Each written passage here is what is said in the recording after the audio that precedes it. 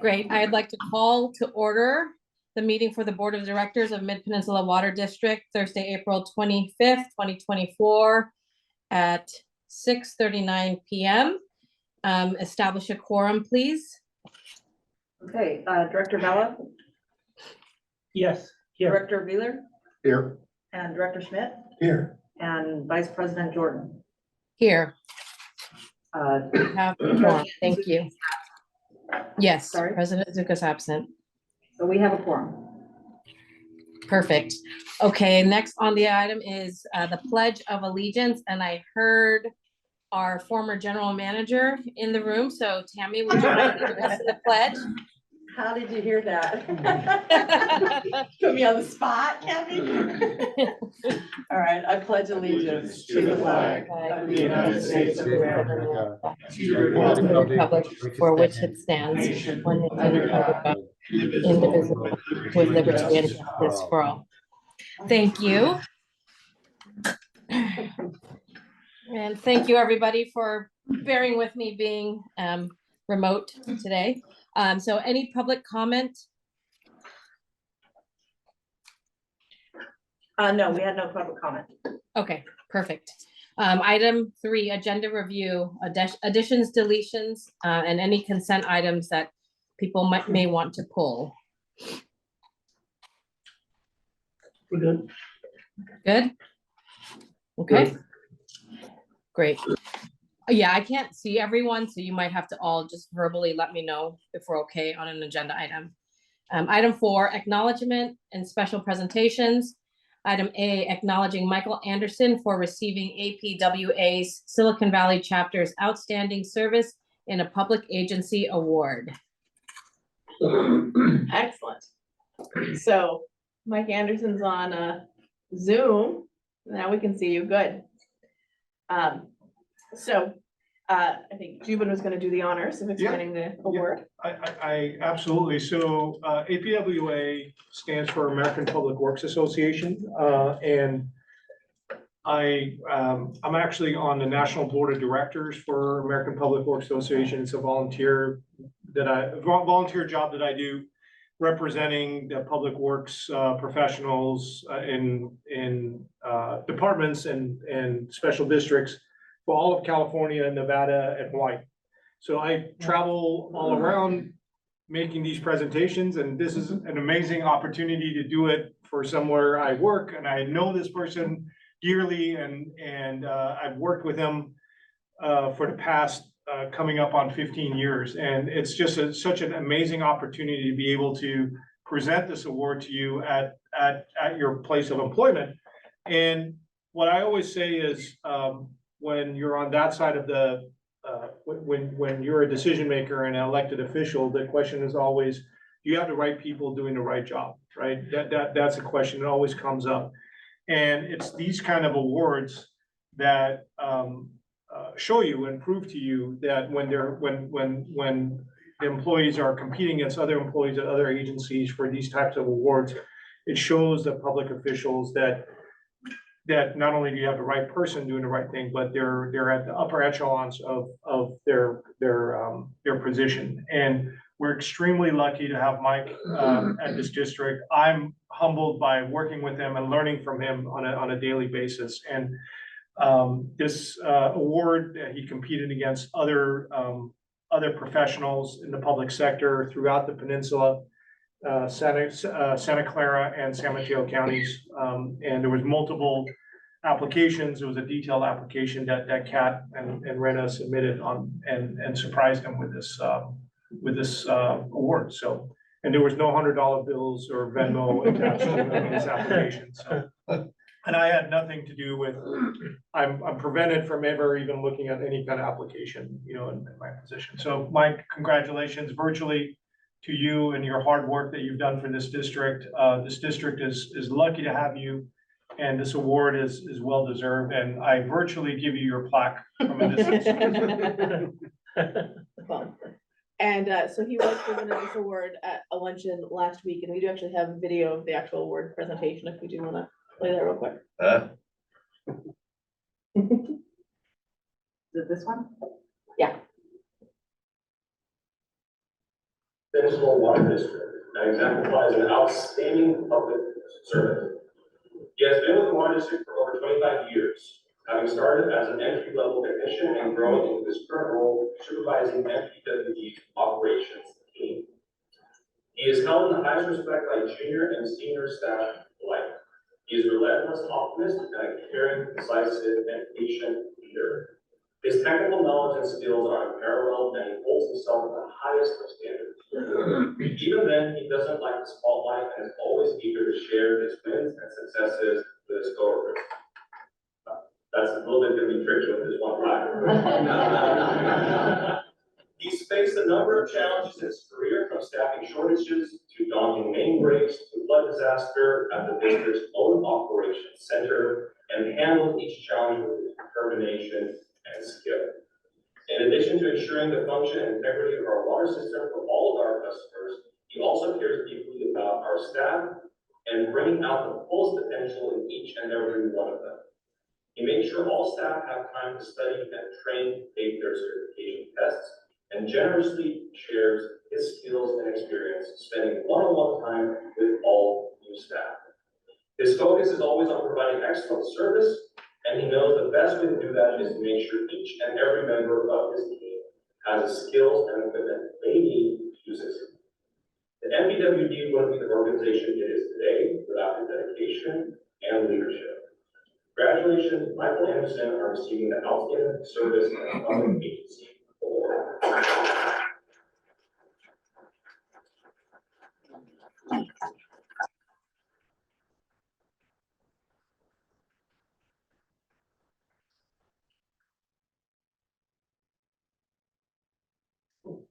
Well done,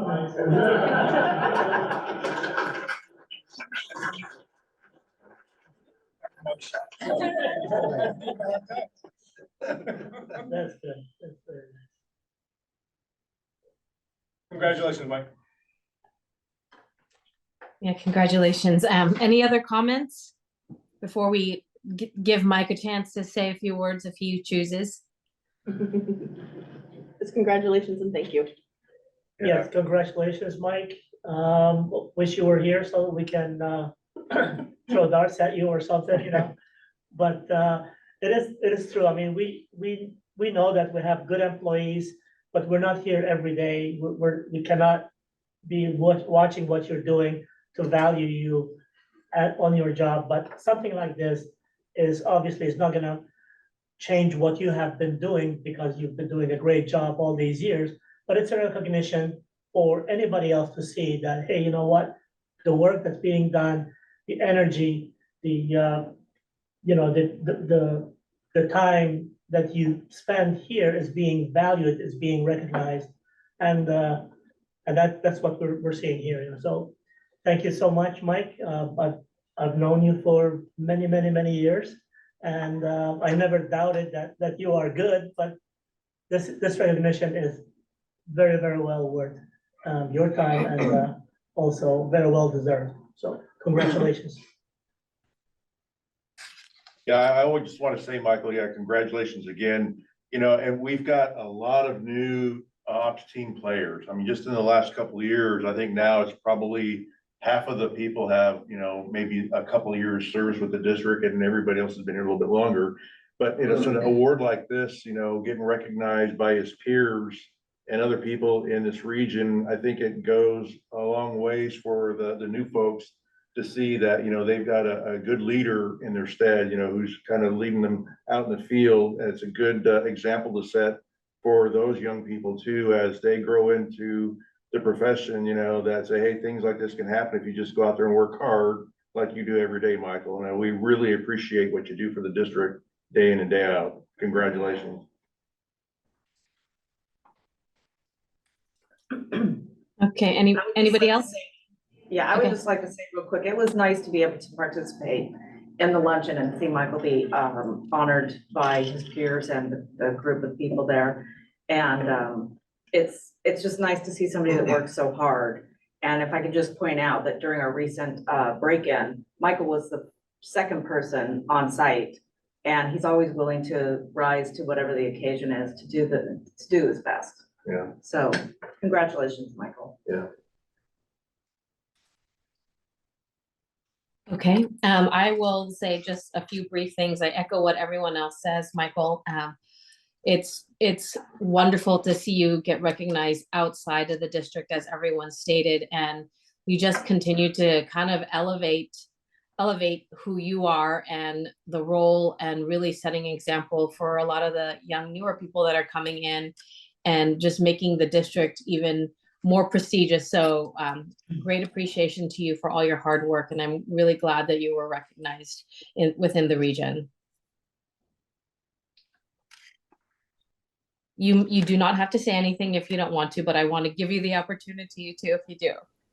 No, of course. Can you hear me? Yep. Oh, perfect. Okay. I don't even know really where to start. I don't like the spotlight. I'm not very comfortable with it, and kind of like tonight. But I have to say, like I truly appreciate the honor of this little plaque right here. I really do. You know, a couple of things that I was thinking about over the last couple of days. You know, prior to the event, I was talking to Chris Michaelis, one of our lead operators, and told him about the event and what was going to happen. And I was just like kind of hesitant because I don't like this type of attention. And you know, one thing I'll never forget, he just said, "You need to learn to appreciate being appreciated." You know, and I was just like, "Huh, that's interesting." All right, I'll think about that. It didn't stick very long because the event showed up, and it's still, I was just feeling hesitant. But what was actually really nice was first, the fact that I was the last person that got to get up and receive the award, or this particular award. There's several people that went before me for different categories. It was nice to just sit back in the audience and just listen to the nice things that were said about them. They were being appreciated and they were recognized. And I think that kind of opened me up to, okay, hey, well, wait a second, you know, instead of just feeling totally uncomfortable, I was being appreciated. And then the presenter, you just heard his presentation and the things that were said that, you know, management and Jubin put together. And it was just really nice to hear those things being said about me. So, you know, I truly appreciate this award, and I'm so glad to be working with the people that I work with, and we're a great team, and I'm happy to be a part of the water district. So thank you so much. And that's it. Thank you. Thank you.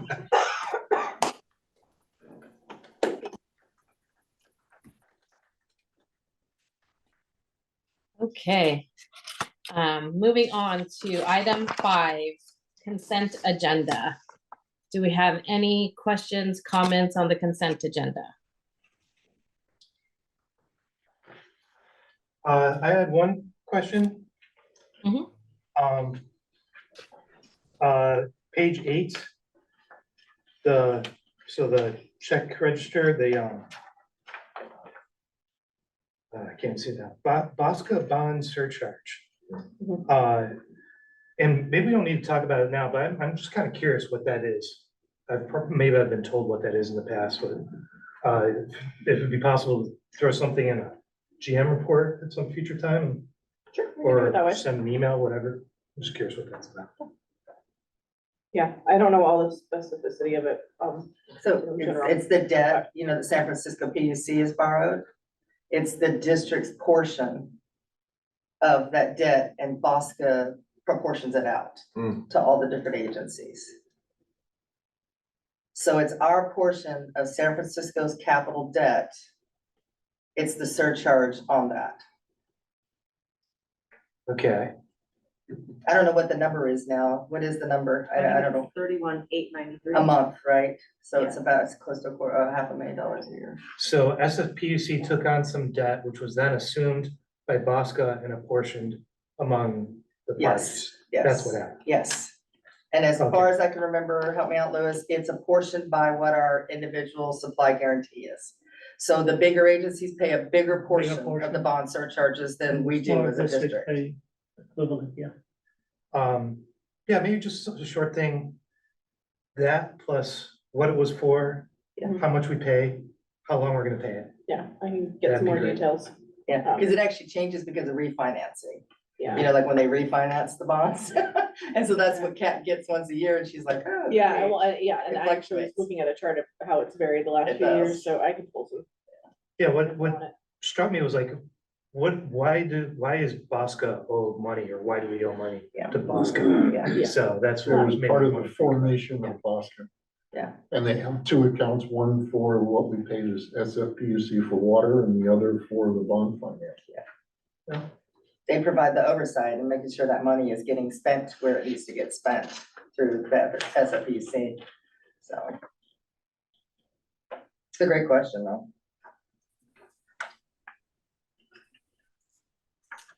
Okay. You have another question, Brian? No, that was it. I was happy to move, the consent. There's Oh, no, perfect. Sure, I second. Okay, all those in favor? Aye. Aye. Oppose? Okay. Item 6, hearing and appeals, none. Item 7, capital improvement program and 2016 COP, financing, none. So on to item 8, regular business agenda. Receive and accept the financial audit report for fiscal year ended June 30th, 2023, presented by the district auditor, CJ Brown and Company CPAs. So Kat, do you want to kick us off? Yes, so we have, from CJ Brown, we have Jonathan Avedesco on Zoom with us. This audit was a bit of a team effort. Jeff Palmer was the CPA who was here on site and we worked with. He wasn't available today, and I believe Chris Brown also had a commitment. So we have the wonderful Jonathan Avedesco to walk us through it. But I'll go ahead and let you give your presentation, and there's a PowerPoint, which is actually the last part of the packet of this section. And I'm sure James will also help answer any questions. Yeah, hi Monique, thanks for that lovely presentation by yourself on our firm, and I will present the financial statements of Mid-Peninsula Water District for 2023.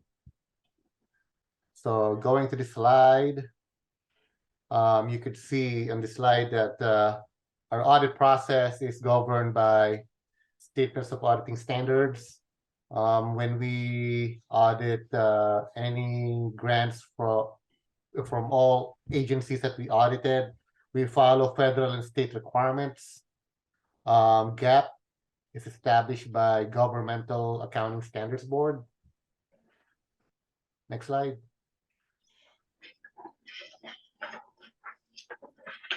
Our audit process, it's divided into 2 phases.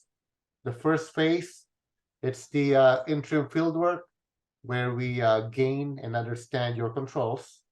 And out of those controls, we test or sample transactions from receipts, disbursements, all the way to payroll and your cash. So once that's done, we move on to the final fieldwork phase, where we obtain the trial balance from the district, and we audit all your accounts from assets down the line to expenses. Also, we consider fraud whenever we're doing audits. We always keep in mind a professional skeptic mindset, wherein when we're presented documents, we audit them. We don't just file it on our file folders. Also, we perform an interview of key members of management and any of your board members regarding fraud. So once that's done, next slide. So a culmination of all those processes that we have performed, we concluded that the district's financial statements is indeed in accordance with US GAAP. So we issued a clean opinion. So next slide. Okay, so also I believe in your board packet includes the management report, where we did not encounter any difficulties in performing the audit. There were no disagreements with management, and no consultation was done by our firm with other independent CPAs. So overall, it's a very clean audit. Just want to commend the staff for doing a great job. Next slide. Okay, so on this report, you could see that I believe on page 1 that we did not find any control deficiencies, nor any material weakness, or any significant deficiencies. So there's proper checks and balances within the district, which is a good sign of a good and well-balanced organization. Next slide. Okay, so on this slide, you could see that this is the balance sheet or your statements of net position. And the next slide, yeah, shows you your total revenues. I just wanted to point out that your total revenues, it decreased by $809,000. This is primarily due to the fact that there was a slight decrease in your water consumption sales compared to the prior year, which may be attributed to the state mandate that year of conservation. Okay, so next slide, please. Your expenses, go down a bit.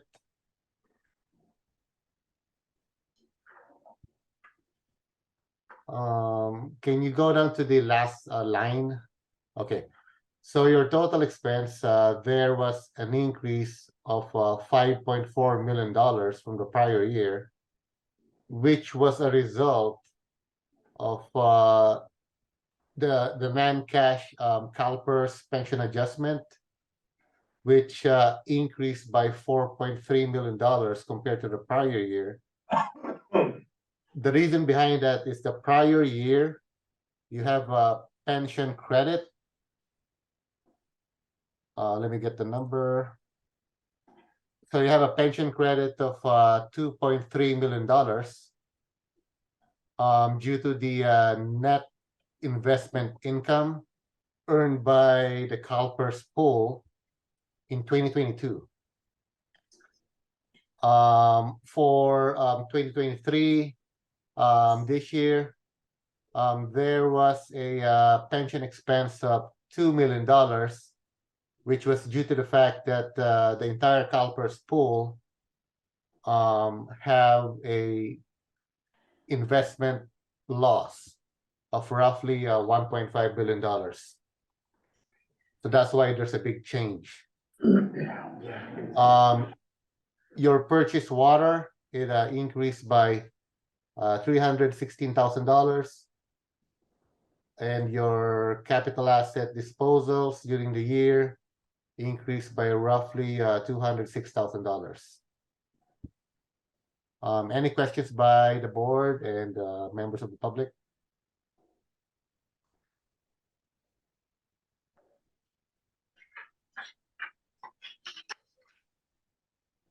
So, ask some questions? Okay, yeah. So I think you were trying to cover this, maybe I'll just ask you to repeat what you said. It's hard to see how 2022 statement of salaries and benefits is $500,000. It just does not feel Yes. right. Yeah, so Yeah. that question's been asked quite a few times on our side, at the finance committee, et cetera, and James. Yeah, I'll probably take that one. tired So. of answering it. So, yes, I agree with that, I you think I know, can take yeah. that. I can take that one. So last year, last year we had a discount rate. Sorry for using this terminology, but I'll bring it down just a little bit. So last year, there was a discount rate of 7.15% for the net pension liability. That assumes over the course of when you're paying off those benefits, you're gonna be receiving 7.15% of interest while paying those benefits, right? Because of the investment losses in 21, CalPERS board said, we're gonna drop our discount rate down to 6.9%. When you drop the discount rate, that means you're gonna have less investment returns in the future, which means your net pension liability goes way up because you don't have those investment returns to offset that, or your total pension liability doesn't have that. So there's an inverse relationship, and what you're seeing is the impact of that relationship. So last year, because there was a gain, CalPERS investment gains and losses are always 1 or 2 years in arrears when you're looking at the net pension liability. So for fiscal year 2022, we have measurement year 2021 that had a significant investment gain in 21 that basically gave us a pension credit, which acts as a revenue and it decreases the expenses. And that was about a little over $2.3 million. This year, because of the investment loss for one, in 2022, coupled with the drop in the discount rate, we now have a pension expense of 2.7. So effectively, our pension expense swung from a pension credit of 2.3 to 2.7 expense, so that you've got that $5.2 million spread between the two. So that's why it swings from 573,000 to $5.6 million. It's fun accounting. So Yeah. Yeah, so without that, so great point. So without that, without the pension credit and pension expense, your salaries and benefits in 2022 should have been $2.8 million compared to 2023. Without the pension expense, it would be 3.5 million roughly. And one thing we can do in the future years for the financial statement presentation is we could have a separate line item that says pension and OPEB expense. I've seen a lot of agencies do that, particularly last year when you had that significant credit.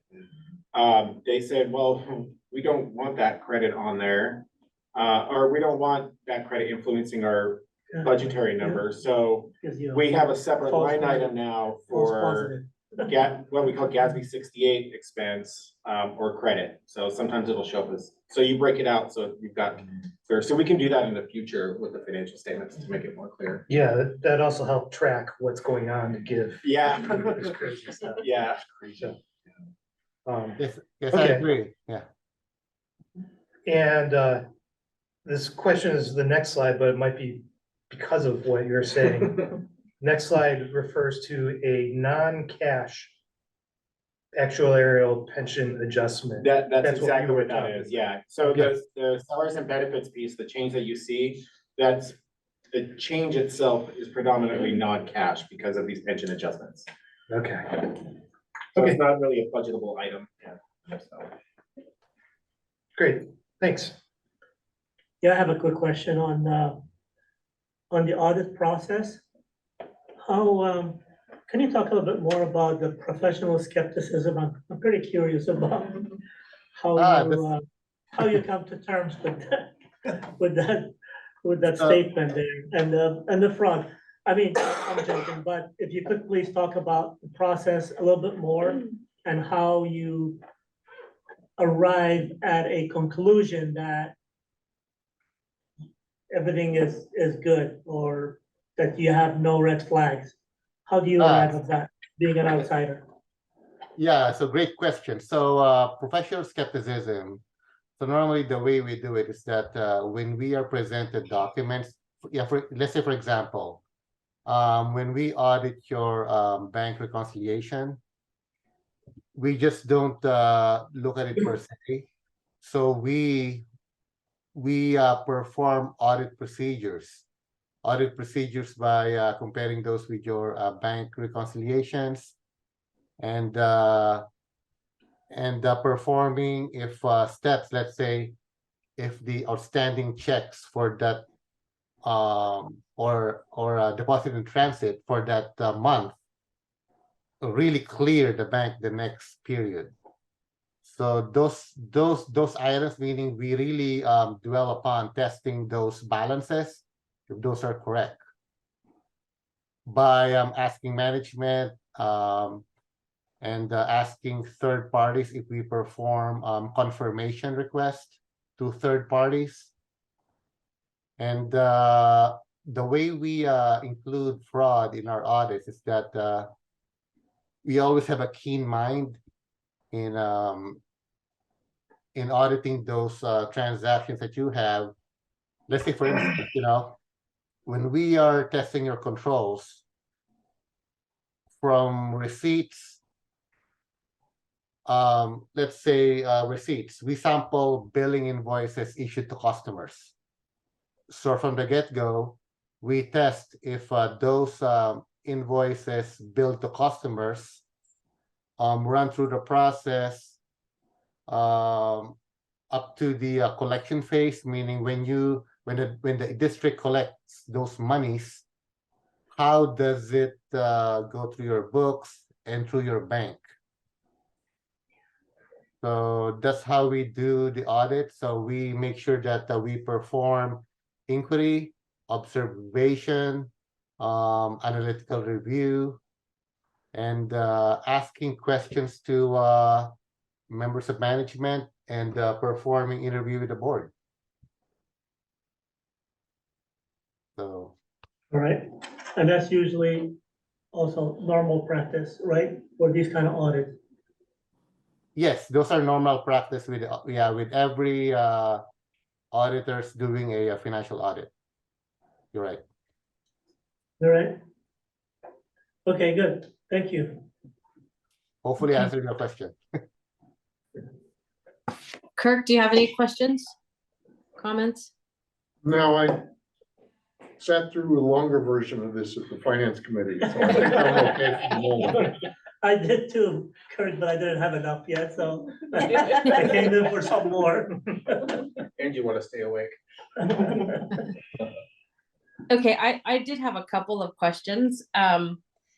On page 54, Okay.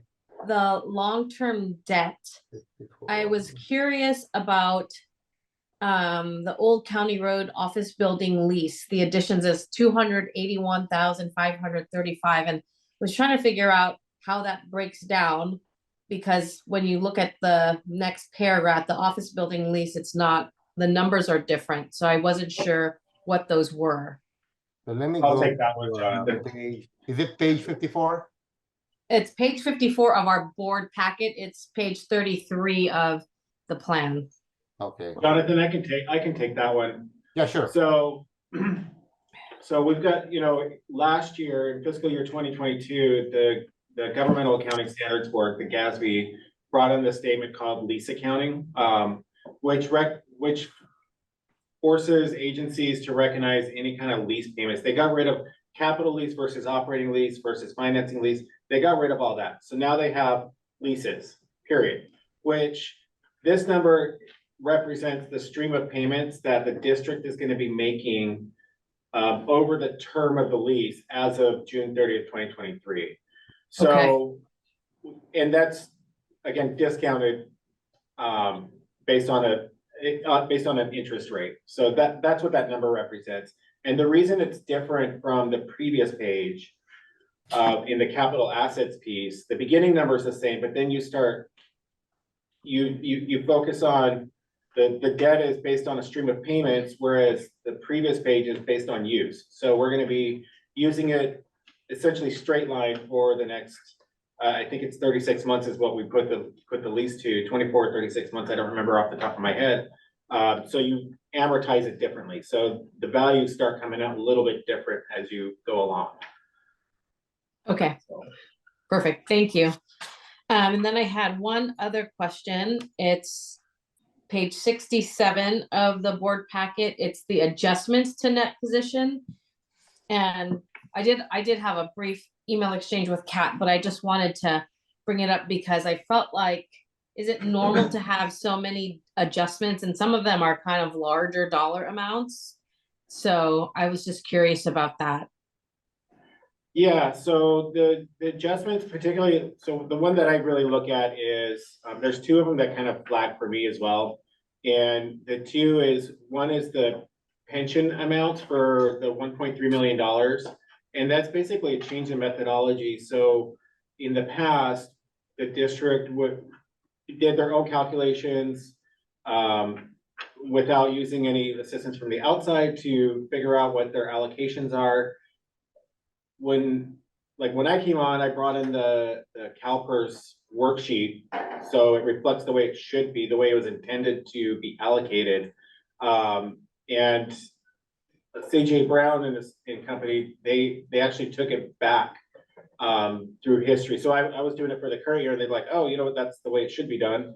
And let's apply this to fiscal year 22, 21, 20, and 19. So that's the cumulative effect of the adjustment related to the pensions.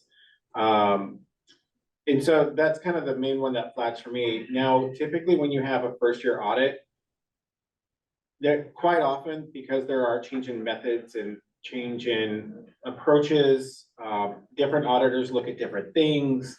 There can be adjustments that pop out. So the California Board of Accounts actually looks to see, hey, were there actually adjustments? And they seem reasonable, and they'll actually go back to they may go back to the old auditor and say, hey, why didn't you catch all these? The books are now correct. So there's always that possibility.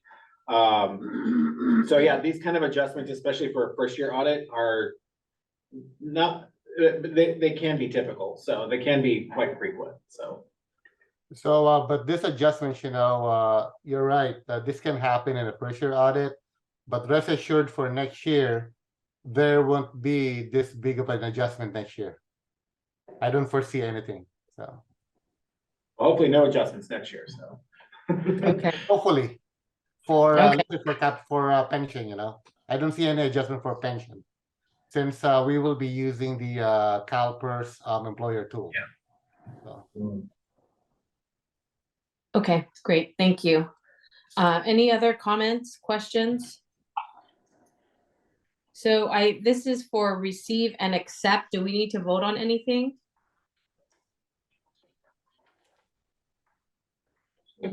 Yeah, 1 second.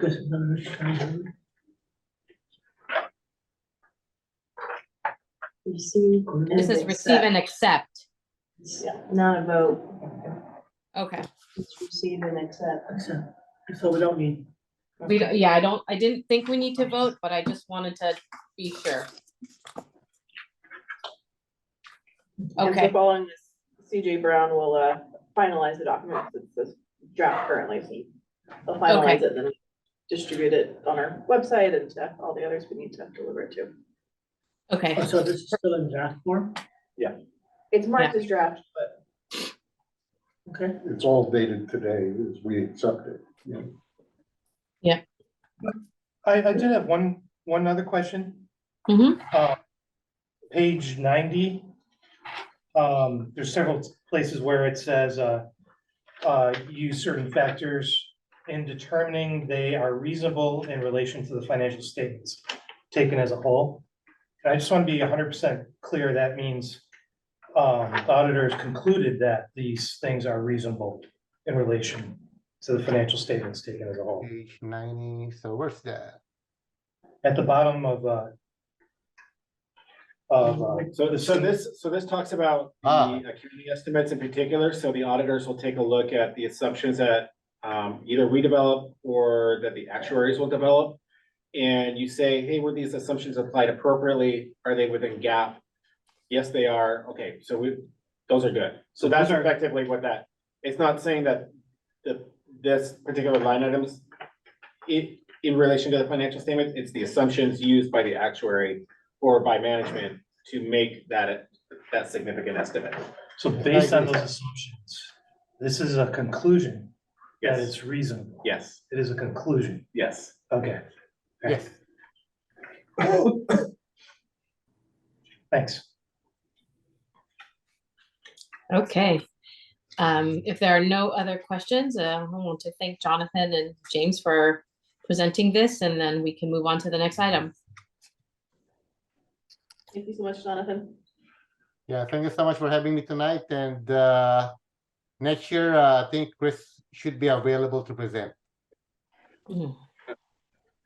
Thank you. Thank you so much, Jonathan. Yeah, thank you, bye-bye. Bye-bye. Okay.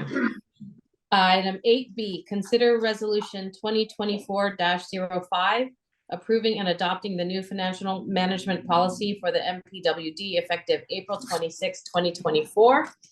And I believe this is Monique and Tammy. She's so busy taking notes and minutes over there. And scrolling.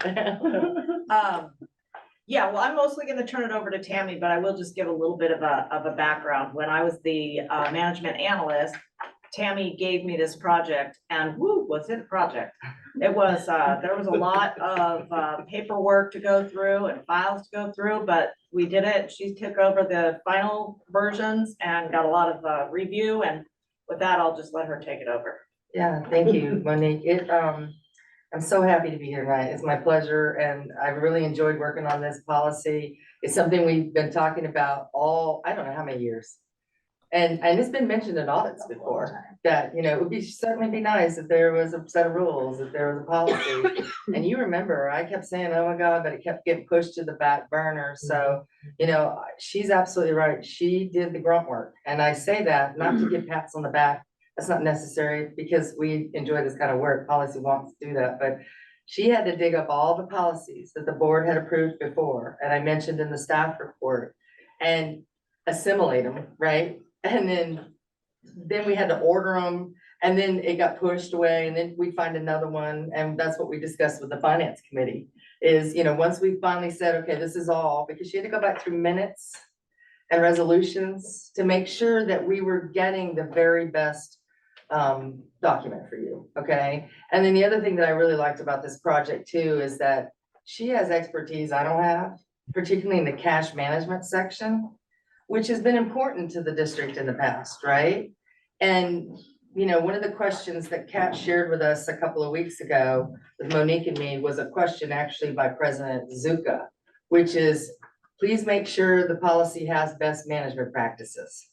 And I like that he was honed in on that, because this thing is better than best management practices. And it is because of all the resources that we took the time to utilize over these past few months, including the finance committee, not once, but twice, even with the former director, Dave Warden, who, it was not easy back then, with him and some of the, the two major provisions that we discussed with him. But I appreciated that question, and I'm glad that Kat shared it with us. We mentioned in here that the Bible for these folks is the GFOA, which is the Governmental Finance Officers Association. And it's funny because a lot of people would say to me as a manager, oh, that's a professional organization. Why do all these CPAs and these certified fraud examiners, why do they follow that? Well, it is their Bible. It is where they go, and they go to that. So that was first and foremost on our mind as best management practice. And I jotted a few notes before the meeting, and they talk about reserves, debt management, investment, accounting and financial reporting, risk management, internal controls, procurement, budget, and revenues. And so we checked that off as we were going through here to make sure that we met those standards. They say every organization, every board, it's based on what the operations of the district or the city or the municipality are. So the best management is put your heads together, use your resources, and what are your current practices, and what makes practical sense. So another source we used was actually an article, and I'm not tooting their horn. I did the research. I Bailey wrote an article in 2023. I went out and read it because I've never met this guy till tonight. I've been on virtual meetings with him. And it was best management practices for governmental financial management plans. So I went out and read that, and it was part of putting this and pulling this together and working with Monique on it. CSDA, of course, which is the California Special Districts Association.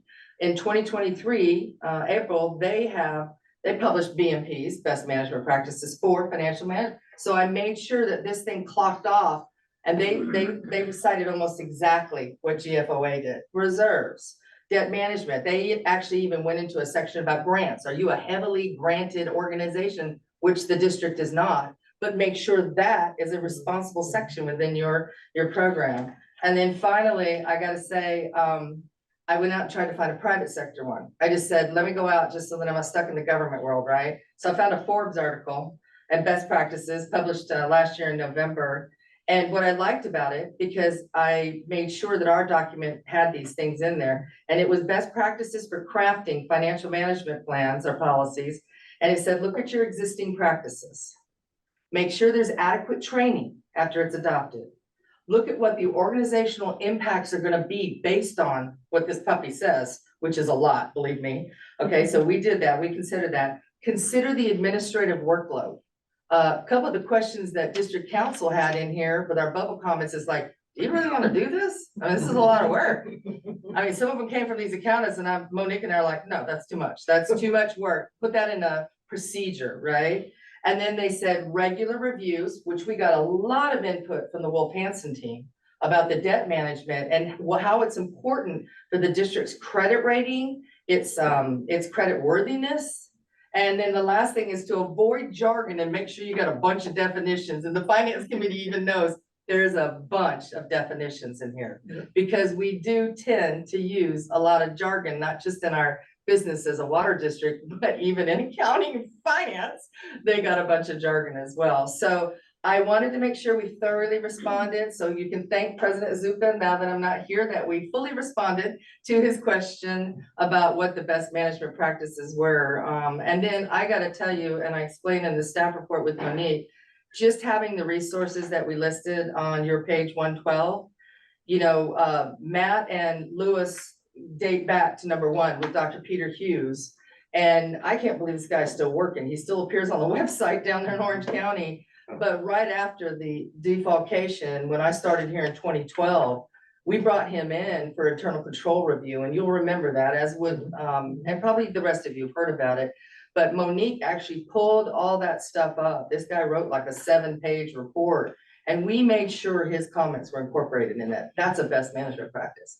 Going back to 2013 and making sure that this guy who really eyeballed those internal controls, we wanted to make sure that we didn't just shelve that, because he's amazing. I mean, even after all these years, she and I were going, oh my God, I can't believe all that stuff that he did when he came in and did that work. Of course, David Becker's now retired as a certified public accountant. He reviewed this and gave feedback. Al Labassiere, your former CFO, Bud and Rob and from Wolf Hansen, amazing. Thank you so much. I mean it. With the debt management section, they drove me nuts with all the reviews and revisions, but I loved it because it made it a better document and made it more understandable.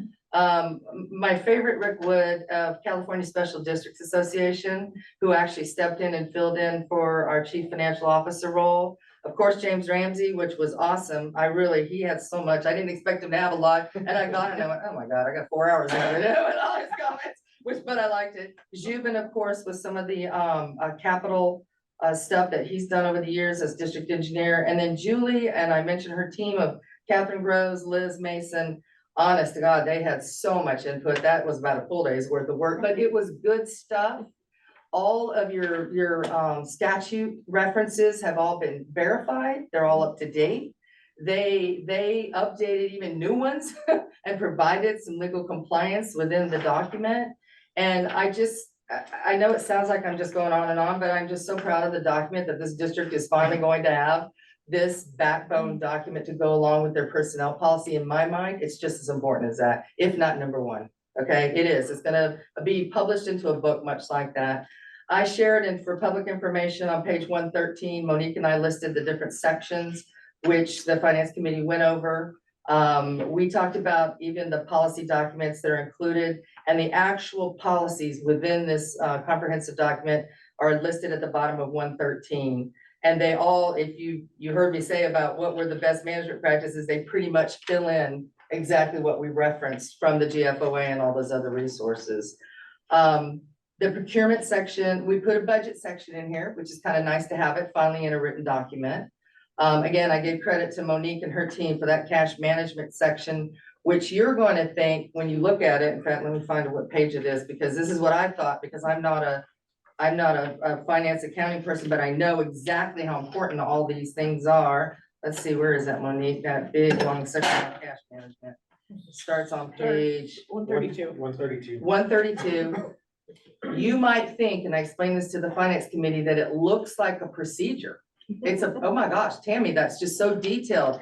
But when I talked to Monique and she had worked with her team on it, it was important for them to allow you and the public, for full transparency, to understand how important it is to them, that it does. And remember, way back when we did the personnel policy, which we're in the process of updating, sometimes provisions look like procedures. And you can't help it, because you want that full transparency. It doesn't mean everyone, because believe me, some of these, Monique and I could have probably made them all procedures at the end of the day, but that's for the general manager and their staff to sit and say, okay, what works today? What's best today with this as our foundation, okay? So I gotta give kudos to them for creating that, because it was a lot of work. I mean, all those details and making sure that it could be understood by the public and by a vendor or somebody who's getting paid by the district. The fact that there's a payroll section in here, I just really appreciated that the basics are in there and the board understands the importance, and that the staff is to follow those, that policy with regard to getting employees paid, which is always very, very important. And then two things that we talked about with the finance committee, and that we're going to go into a little more discussion about, and definitely take questions on any provisions that weren't listed in here. One was the procurement levels. And so in the procurement section, section 7.0, we discussed this twice with the finance committee back in 21, and then again with this board, or the finance committee last month. And that is increasing the spending limits from $25,000 to $50,000. Right now, under the public resources code, help me out, it's 100, right? Or public works code, I'm pretty sure it's 100. I'm not sure. So what I did is I went and did the research about what do other districts do? Well, most of the smaller districts are still at 25, interested in increasing it to 25. I listed on page 114 that Alameda County, their GM has $100,000 worth of authority. And then the city of Belmont and San Carlos, and interestingly, they have $75,000 worth of authority. So I think, you know, when we discussed it with the previous finance committee, we said it's just time to move up to that. Everything has just gone up exponentially in costs, and it just makes it much more efficient for those purchasing limits to be bumped up to 50. Doesn't mean that anything else changes. There's still that requirement that staff look for, you know, quotes, you know, when practicable. They still have to do contracts when they exceed that $50,000 threshold. The board still has to approve contracts over $50,000. So nothing along those lines changed. It's just that threshold changed from 25 to 50. And then that is the same thing we did to the credit card section, which actually matches what you're doing now and what the board approved last year with the name of the bank. Help me out. Umpqua Bank. So we just made sure that section aligned with the procurement section. And then we noted that on page 114, full transparency. Here's what the current limits are, and then what the authorities are. And I think, Monique, you wrote that section, or was it you and your staff on credit cards? Because that's another one that looks kind of procedural, right? What happens? And then finance committee even said, I think it was Lewis, who said, well, what happens when a staff member loses a receipt? I hope you noticed we put that section in here. We added a section on, well, this is what they do. This is what they do when they lose a receipt, so that it's fully documented. So we took almost every single comment that most people provided or input to make sure that it was the very best document for this district. So I think the biggie item for us to talk about tonight, that the board finance committee supported and asked that we mention tonight, there were two. One was section 5.5B. So let me find out what page that's on. It was 19 of the FMP. So let me see what page it is now. In your agenda packets, it is page 133. 133. Okay, so the district is going to eventually move to electronic signatures in certain circumstances, okay? So you'll see them, they start at the bottom. So any check that's greater than $100,000, it will be 2 handwritten signatures. One is always gonna be the GM and or a board member, okay? Right now you have 2 signing board members that the board approved. Is it Lewis and Matt? Lewis and Matt, Yep. okay, and that's something that you as a board decide. If it's a check in the amount of $25,001 to up to $99,999, 1 handwritten signature, which is the GM's, and then an authorized computer generated electronic signature. Pretty much far behind on these things. These should have been happening long ago. It just takes time to incorporate this into getting it into a policy first and then into a practice. And then there will be 2 authorized computer generated signatures for any check in the amount of $25,000 and less. Okay, so that's a major shift, right? Right now, there's 2 wet signatures on every check. Lots of work, lots and lots of work. So this is, oh my gosh, rigorously reviewed every check that's written. I even verified it with them. They're still using the same practices about how they review all the backup documentation. So once they review that, they're just going to be able to dictate to staff, okay, the checks are ready to be printed, print them, and then those electronic signatures will go on there for following this policy. They're gonna have to do some programming and all kinds of stuff with their financial management system to make this happen. But they felt it's not best to do until there's a policy about it. So that's why we included it in this financial management policy. And I think the biggie, the big issue is your cash reserves. Hopefully that's going to generate some good discussion. It did at the committee level. Let's see what page that one's on in your policy. It is on page, thank you, James, you are just sitting next to me, 138. This got a lot of support from the author, the other various authors and folks who participated in this, because we went back to best management practices. We went back to what is best rather than just having what you have at and page 112. I showed you what your current reserve policy is. It's $1.5 million working capital, $1.5 million of capital. And if you see now the chart on 139, just for simplicity for discussion, you can see that we took it out to what we saw were best practices. So for example, working capital, which is operating reserve, funding rank number 1, would be a GFOA standard of 50% of your annual fiscal year budgeted expenditures. That's your target.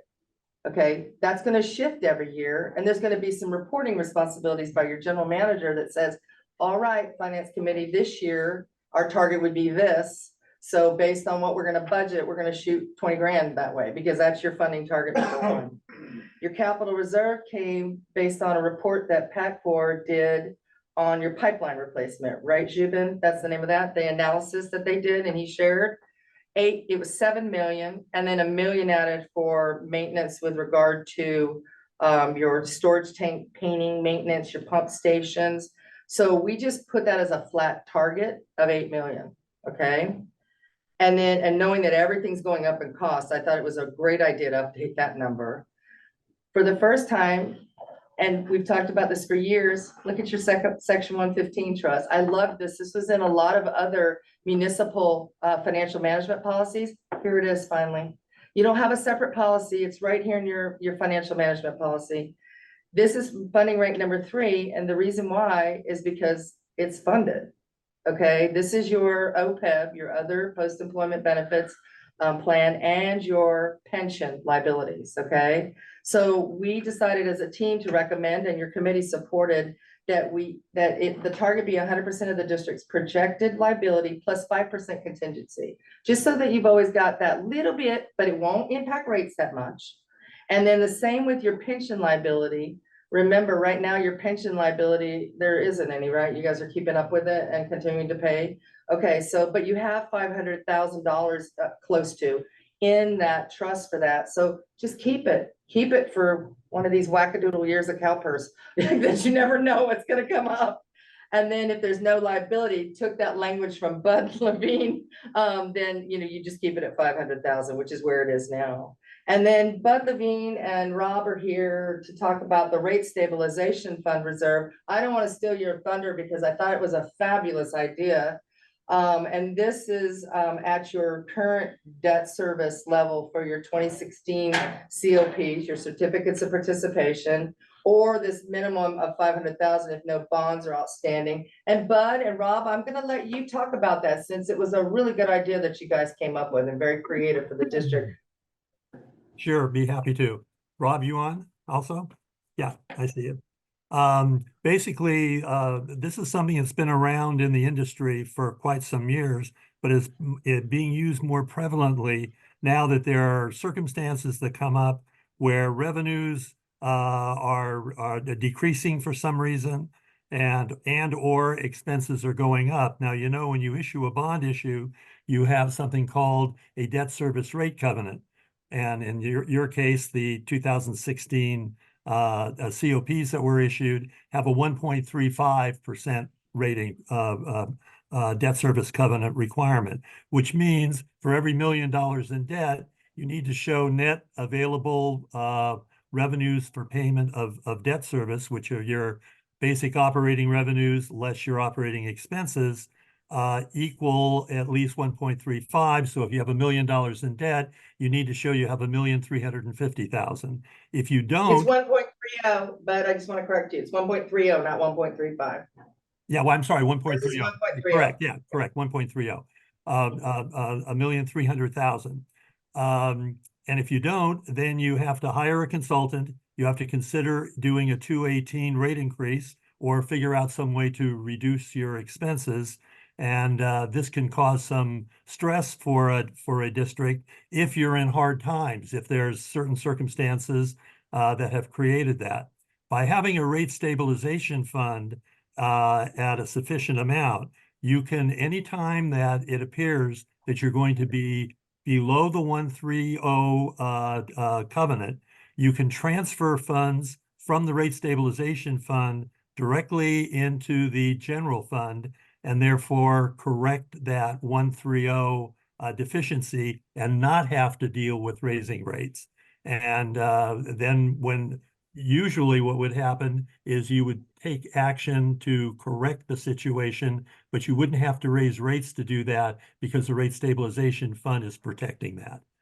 And then when the rate stabilization fund is used up or as it's used, then this policy would indicate that as you get excess revenues in the future, you replenish that rate stabilization fund up to the target of $1.2 million, as long as bonds are outstanding. Or if there are no bonds outstanding, you stabilize it at 500,000.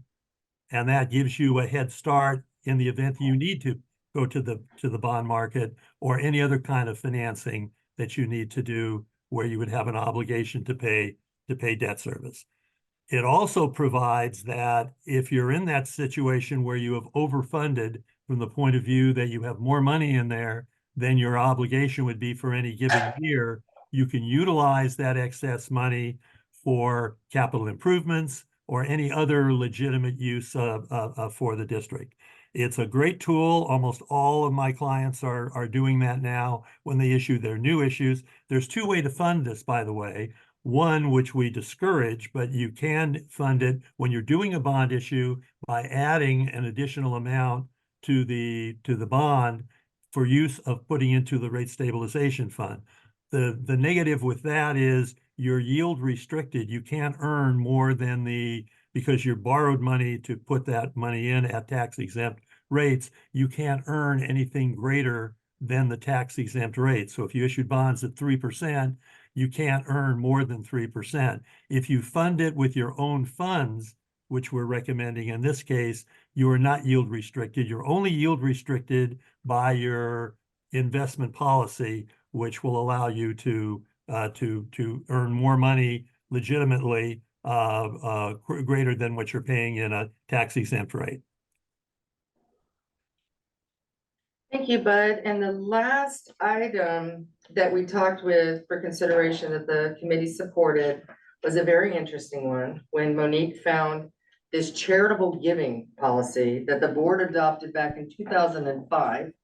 I didn't even know it existed. I think I saw it at one time when I first started here. It starts on page 169 with resolution 2005-11. I knew it existed. Yeah, you did. And thank you for the history of that. And we included it here because the finance committee asked us to, because we weren't sure about the other board members. But when Monique and Kat and I were talking about it, we're like, we don't use that. We've never looked at it. We've never seen it. But what I like that came out of the finance committee, and I know Monique and Kat probably appreciated it too, is what came about as a result of us going, we think it should be superseded and not included in here because it's never been used, is what you see on 165, section 9.0. It was a good discussion with the committee. And this is what came out of that discussion with Kirk and Lewis, is that Kat is very well aware, as was I, that a lot of times the district is approached about donating resources, staff, water, equipment, tools, whenever. And so now here it is in a policy, okay? I think it's real, they wanted it simple. They didn't want a 3-page resolution. And we think this is a better fit because it matches the current practices and what we do here as a participant in local community events. So hopefully that responded to all the committee's concerns, and definitely we appreciated everybody's input. I can't say it enough. It definitely was a team effort of all the staff members that were involved and the professional consultants. The district council helped with the resolution 2024-05, including the secession resolutions and policies that will go away as a result of adopting this, because it will replace all those old policies. And with that, we're open for questions, unless I missed anything, Kat or Monique. Nope, I think it was very thorough. Yeah, I agree, but I did want to say thank you to the dynamic duo, really. It was a lot. Thank That's you. what- Yeah, no, thanks for the support. It was a lot of work, but it's so nice to see it. It will be published just like the manual. I'll work with John after the adoption. And then what I added in the staff report, Kat approved training. So I'll work with Monique to bring that document back to first the management team so that they're aware of what their responsibilities, there's a lot. And then the admin team has a lot more specifically they have to do because they work with it. And then the operations team, which that's convenient, Rena got up and went to the restroom, right? We discovered there's a lot in there for them. So we will do a separate training session with them when the manual is published, so that they're all very well aware of it, just like we do with the personnel policy. So thanks, appreciate that. Okay, questions, comments from the board? Yeah, I have a couple. Thanks. So just one on page 139, the grade stabilization fund reserve. That sounds like the drought fund that we've been talking about in other contexts. Is that? It could kind of be used in that when that happens, just to try to avoid what might be. I noticed in the audit, there was a drop in consumption, right? So there was like a loss of revenues. So that is one thing you can use. And what you all get to do is to challenge staff with, okay, now we have this policy. What do the numbers look like? What are the target numbers? And at budgeting time, as we wrote, which that was language 2 that district council and Wolf Hansen suggested, is that you all get to say, okay, out of budget time, how much are we gonna be sending this way to these different target levels? So it would be a good time during a drought season or, one of those bad years. And Tammy, I might add that it also would cover unusual expenses. In case you have a situation where expenses go up dramatically and you have to do something to reduce those, this obviates the need to look to raise rates. And 1.2 million sounds reasonably robust. I'm not sure $500,000 is going to cover like a severe drought or some crazy expense. So, Right. So the $500,000 is if there's no loan balance due. So the 1.2 matches what the debt service is for the district every year. That's what they pay for the next, 24 years? We're Correct. 30 year and we're Right. 6 in, so we got 24 more years. And at the end of it, we just wanted to make sure there was a placeholder of saying there should be a minimum. Okay, because you won't have the debt service payment after 26 years. But so that's why we put a minimum target, Brian, much like the section 115 trust Okay, so that 500 is. It's a highly placeholder. hypothetical. Yes, it is, it is, All right. at least for 26 years. All right. And I like a drop fund, so I think it's great. Yeah. Yeah. I guess Absolutely. we're gonna have to find $1.2 million too, Yeah. but, Again, you Yeah. can shoot for it, you've got a We target. still, And we that's- still call it rate stabilization. Yeah, though. yeah. And you can build that up as you go along. You don't have, there's no requirement that you open up with $1 million Correct. too. You just Yeah. put That- excess that's- funds anytime, that's a good place for them. And they also, Well- because they're not yield restricted, you can earn good interest on those, particularly in the current markets that we have and for the foreseeable future. Thanks, but yeah, that's one point that I did want to make is just that these really are targets. We're not there yet. We're looking at our rate study and, it would take raising rates quite a bit to get here fully funded in the short term. So, there'll be a real balance together, but these are. It's a great plan really though, cool. great plan for your future, and it can change. Future boards or staffs could change it, right? But it's still a good plan to have finally. I'm sure they will change it, but it's more the idea that it really is sort of an emergency fund that means that if we have a sudden cost expense item or lack of revenue, that we don't have to immediately go out and try and raise rates within the next 6 months or that type of thing. I mean, look what happened with, San Francisco raising a wholesale rate. And all of a sudden, oh yeah, we're gonna have $1 million deficit for a year if we don't raise rates. So we had to push that through. But if it was something else where it was a little bit more difficult, it could take us a year to have a rate reset. okay. Good. Tammy, when you were reviewing the different best management practices, especially on the private side, I don't know how in depth are they that much different from the public side, and did you kind of learn from? I know you mentioned some Forbes company. Yeah, I just read a Forbes article and it was hard to find. They're not as transparent as we are. That's one thing, okay? And so I couldn't find like a company's FNP so that's the one thing about a private organization that you won't find. And they're probably not gonna be as large as this, because of the type of operation we have and the debt we have, but who knows? I mean, a Google or somebody like that may have even a larger policy than we do. But it was interesting that I didn't wanna just get stuck in public. That's the reason why I just said, let me get out here and Google this. Let me see if there's something else on the private I can't sector. imagine they don't have, they may not be able to, or they may not be willing to share, but I'm sure they have. They gotta have a internal plan control of and all cash that, yeah. reserves, right? I mean, Absolutely. every organization must Yeah, have some yeah, sort of yeah, reserve, yeah, right? yeah. But they're not as transparent as we are. So, because I could find other examples. When Monique and I did the research, we actually, even after she handed it over, I looked at other reserve policies just to see how they were and how they matched up with what we finally came to as this product. Yeah, exactly.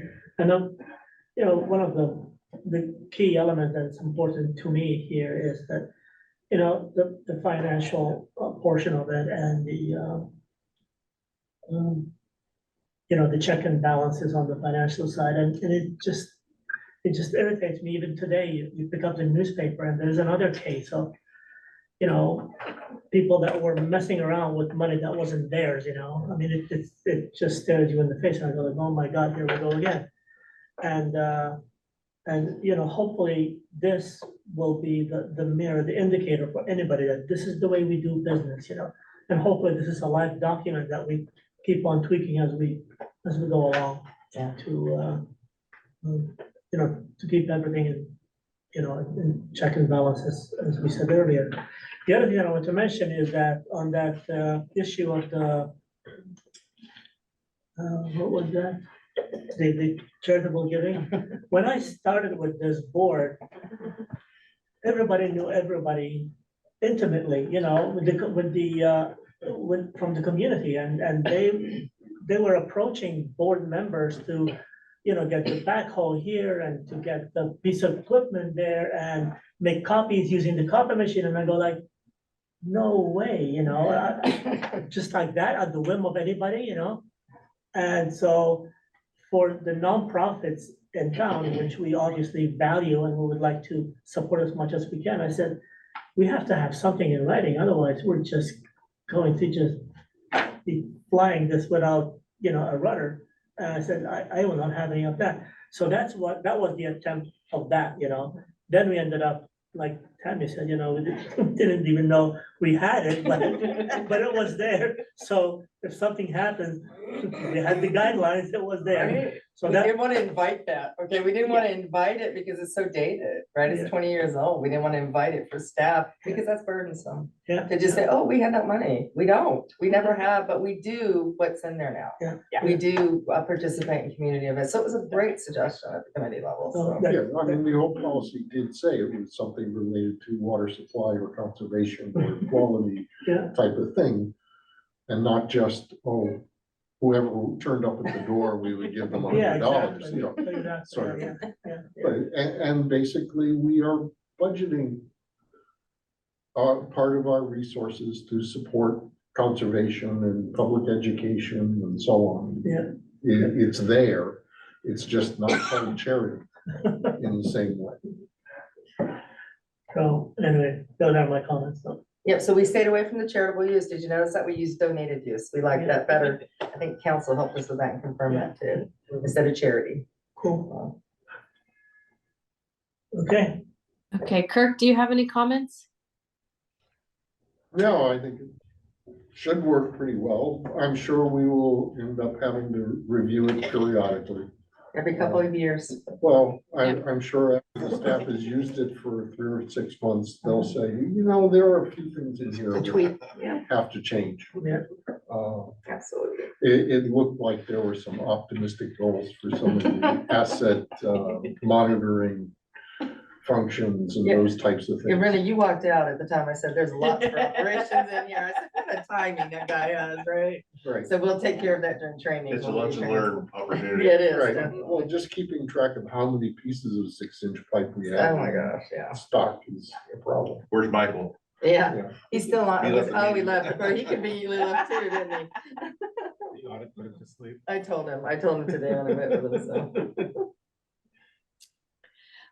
Okay, I do have a couple of comments. First of all, thank you, Monique and Tammy and everyone else for the great collaborative effort. When I was looking through this plan, thorough is, I don't know if it's an understatement, but it's a good thing that it's a very thorough document. I also like that it's going to be a living document. And so we're not just creating this document and then leaving our staff to figure it out, but that there's going to be some active training. So thank you for making sure that was part of the process as well, because then everyone has a buy-in and it's everyone's responsibility to maintain these policies. I did have some feedback on the cash reserve summary. So when I was on the school board, we had a cash reserves policy, and as a basic aid district, we relied solely on property tax revenue, regardless of how many students we had. So the less students we had, the more money per student. But if you are a good school district, which we were, we had a big influx in students, so it gave us less money. What I'm coming at is that we had always strived in the 8 years that I was there to have the reserve policy was for the board was to have a 6% reserve, and we never got there because we were constantly having to, make up for kind of shortfall. So in our cash reserve summary, I know these are targets, but do we want to set minimums as well? Because our minimum was 3%. Like, we can't let it dip below 3% unless it's a really dire emergency.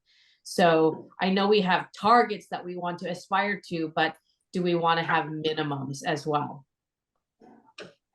I mean, it brings up a good point. I don't mean to interrupt, but you know how we did if no liability is outstanding, if no bonds are outstanding, you Yeah. certainly say, or a minimum of, for those first 2 categories, Kat, you could say 50% of the annual fiscal year budget expenditures, or a minimum of. I think going through the rate increase process right now, I'd be hesitant to pick any minimums without being able to That's a thoroughly good point. That's a really good point. test it with the model. But since this is a living document, since we are coming back to it, I wonder if it makes sense to put a note that kind of as a reminder that minimums may be established in the future. And then as we get that all worked out, the next time we Okay. update it. Okay, you want me to add some language? I like that. I do. I think it is a good point. To wait till your rate study is completed, so you know what could be a reasonable amount, because you do want to see what the impact is to rates. Yeah.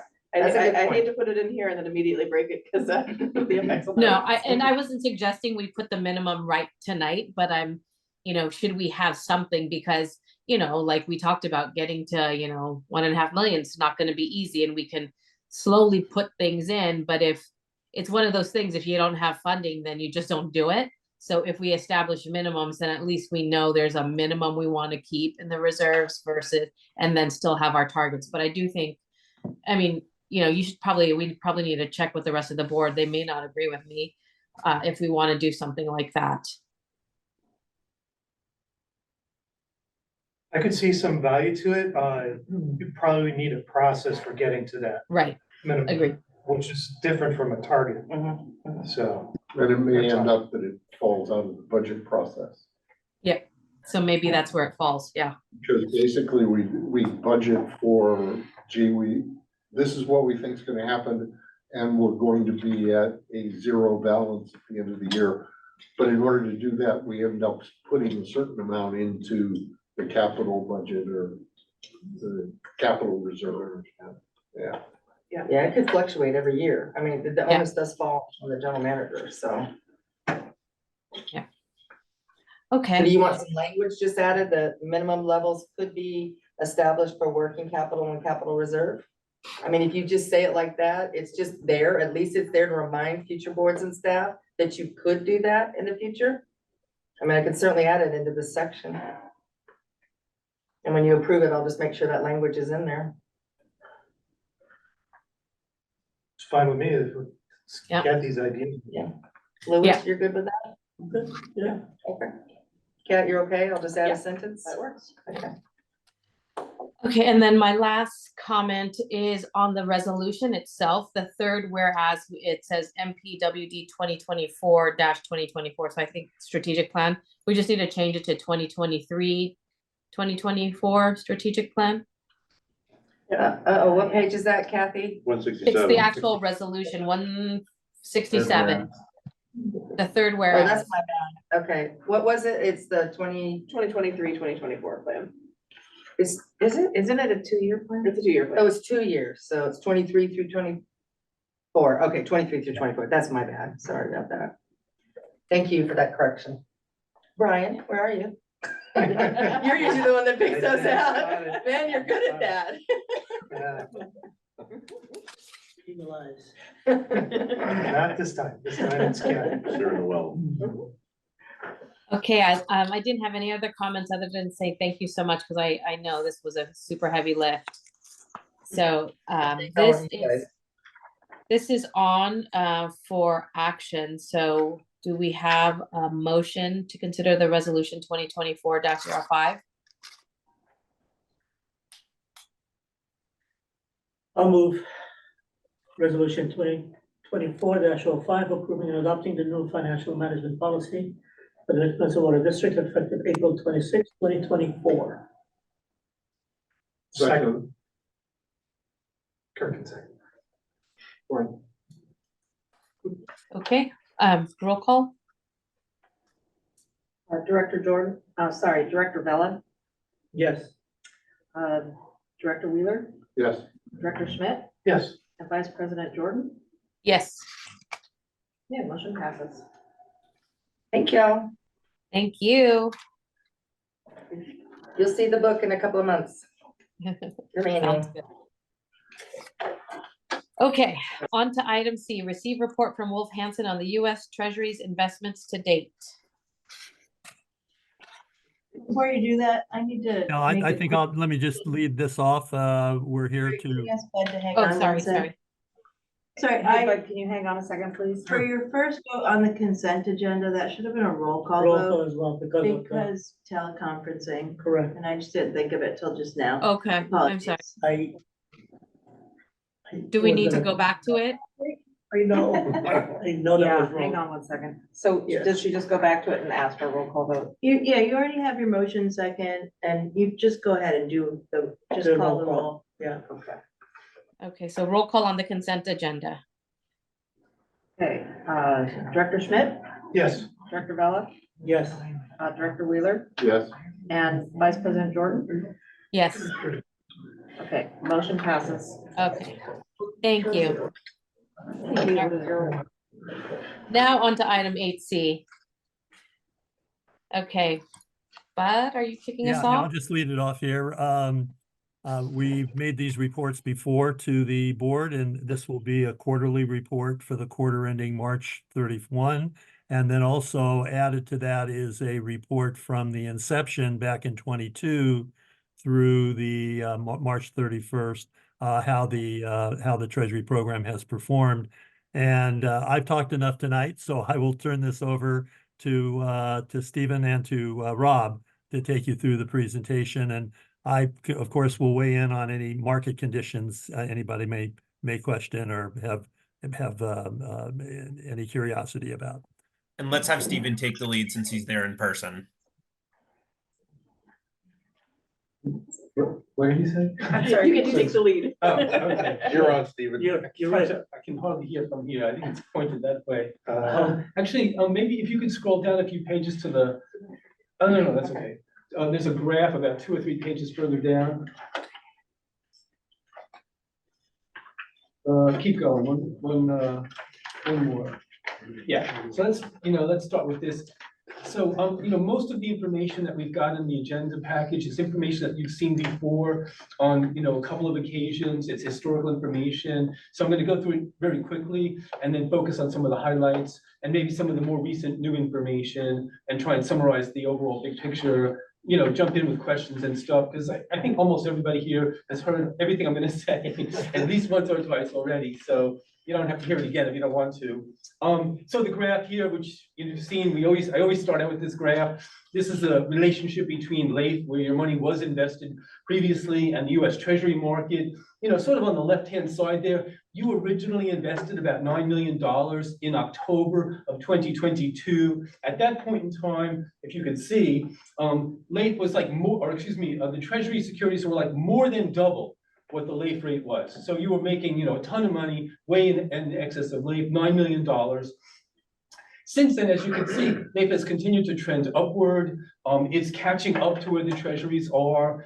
As of yesterday, just to give you a sort of a point in time estimate, the LAIF rate was 4.31. That's the most recent LAIF rate. And the treasury rates, you guys actually just bought a treasury security a couple of days ago at a rate of 5.16%. So 5.16% was the most recent treasury rate for a 1-year treasury. Compare that to a 4.31% LAIF rate. It's not quite as high as it used to be, but it's still very, very, substantially beneficial to participate in the program, given that spread in rates. If you want to go down to the next page, then.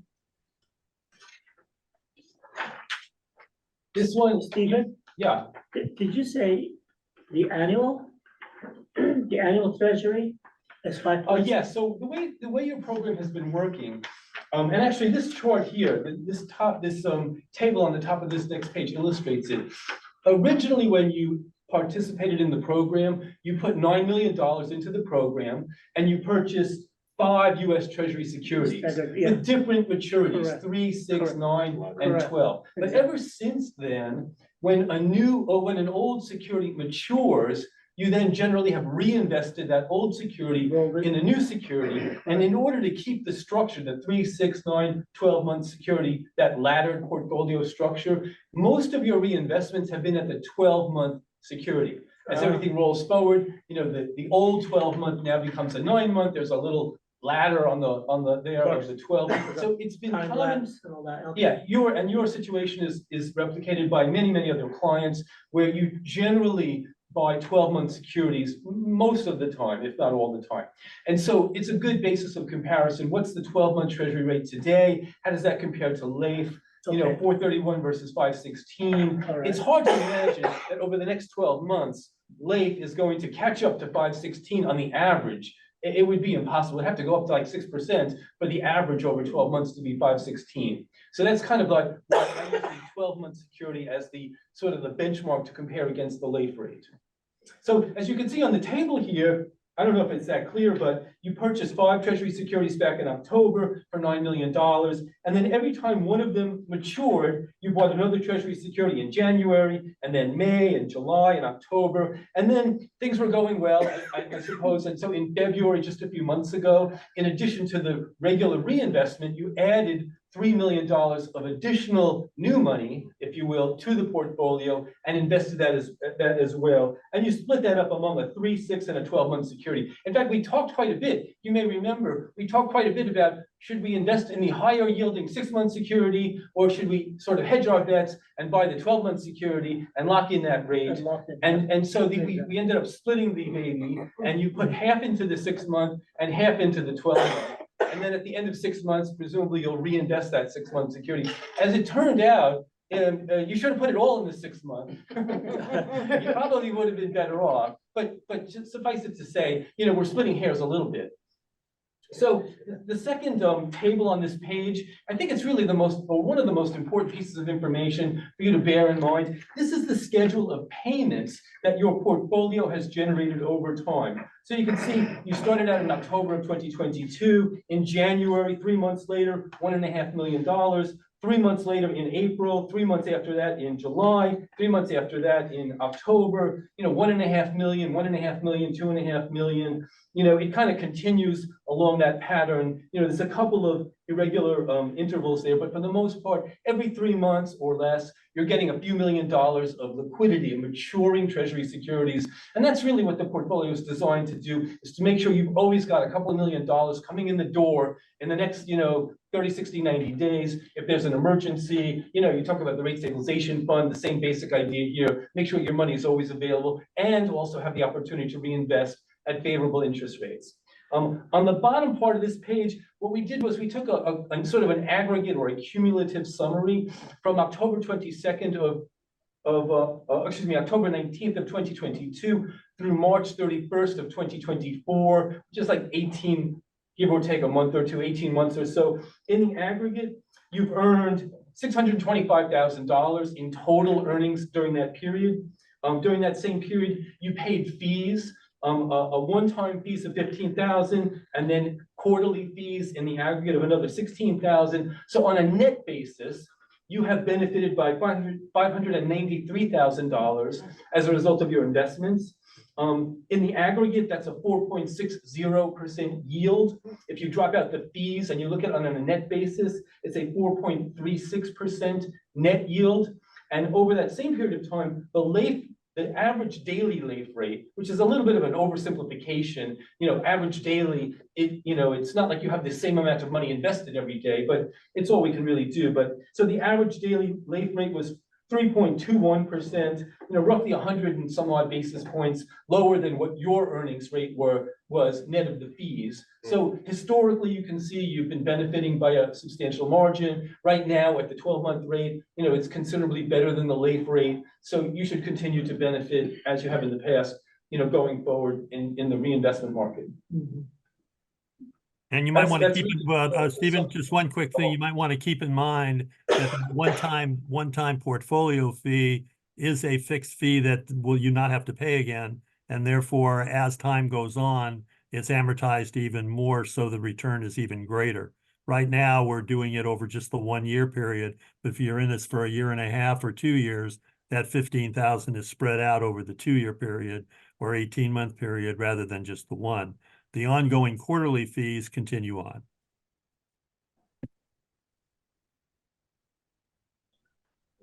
Good. Yeah, it's all good. Yeah. Yep. Any questions, comments? Thank you so much for that. Steve, when you were talking about the average daily LAIF, you said 3.21, but then um, but then on the treasury, you said the net book yield was 4.3, net meaning minus all the fees and all of that. Correct. So, but then the daily late, that's net also? Yes, when, I believe the way LAIF works, I'm not really an authority, but I believe the way it works is that the rate that they pay you is net of whatever fees they deduct from your earnings. So Okay. I don't really know what the fee structure is behind LAIF, but what they pay is It's not important, but daily- what we're looking at, because this is the comparison that we're looking at, that we're talking net, we're talking oranges and oranges here. Yes. Yeah, that's why we do the net comparison. The LAIF has already taken that out when they give Okay. you your yield. Perfect, okay, good. All right. So, yeah, pretty good. Agreed. So, Any additional questions and comments?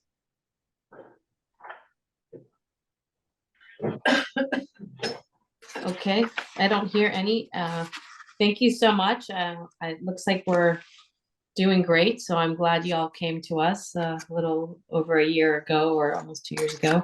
Appreciate the time. I don't know if staff had any other feedback before we move on. I'm sorry, I have to ask these questions because I can't see anybody except who's speaking. I just see like the whole room, and you're all just little people.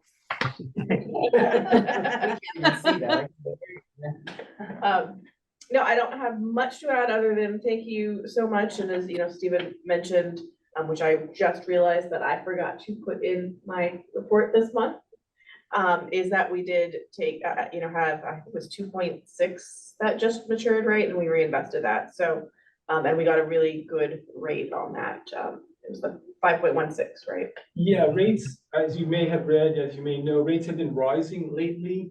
They had been declining there in sort of November, December, January. But then the last month or two, we've seen an abrupt reversal of that trend, and now rates are, in fact, you can see on your table, you bought a 12-month security back in February at a yield of 4.83%. And then a few days ago, you bought a 12-month security at a 5.16%. So that's 30 some odd basis points of improvement in the very same security. That's huge, yeah, that's right. Within Yeah, a period of less than 2 months. Right, inflation, and sort of the overall economics situation has sort of led to rates, sort of rising again. It's a little bit unpredictable how that's going to play out. So I'll add the details of that transaction to my report next month. Yeah, all right, good. Thank you, Steve. Thank you. Thank you, Bud. Thank you, Bud. Pleasure being here. Steve Pleasure being and here. Rob. Thanks, everyone. We'll see you again. Thanks. Thank you, guys. Thanks. Gentlemen. Thanks a lot. There's no action on this agenda item. We just received the report. I'm just confirming that, correct? That's right. Okay, Yes. great. All right, are we ready to move on to 8D? Okay, 8D, provide direction regarding the LAFCO Special District member nominations. Kat? All right. So the goal of this item is to give direction to President Zuka, who isn't here, so I'll relay whatever direction is given. If you had a chance to read the attached letter, LAFCO is looking for nominations to fill the regular member position for the special district seat as a regular member. That position will be expiring, the new position will be expiring and continue through to May 2028. Currently, Virginia Chang Hurley holds the position. So they're just seeking nominations. We obviously, as a board, don't need to nominate anyone. If anyone on the board here is interested in getting on LAFCO, this is a good time to mention that. So I'll let you all discuss your thoughts. You guys are interested in serving on LAFCO? No. At some future time, I might be actually, but definitely not right now. Not right now. Yeah, or maybe Kathy might be interested. She's smiling. Yeah, no, definitely not right now either. I mean, I don't know of any other candidates, and I know the others, but for special district, I think Virginia Chang took the time to come here to meet with us, to make us feel that she's looking after special district, that we're important to her, and she's the only one that made a presentation, so I don't see any reason why we shouldn't support her. It looks like she wants to continue on, which is great. And Okay, so do we want to ask President Duca to nominate her, or? if the board agrees, you know. Yeah, I'm I fine. don't mind, you know. And So they're actually asking us to vote on their nomination yet or not? Well, so interestingly, the way it works is, the board doesn't actually have to give direction or vote. It's really up to the president of each special district to go ahead and make whatever nominations as well as voting. They don't have to consult with the rest of the board. But I don't know if we ever done it that way. But President Whenever Duda, I was president, I always ask the entire board, and then based on the direction, I'll sign the nomination. Yeah. And I'm sure both Brian and Kirk did the same thing, you know, Technically. and so did Matt, you know. Yeah.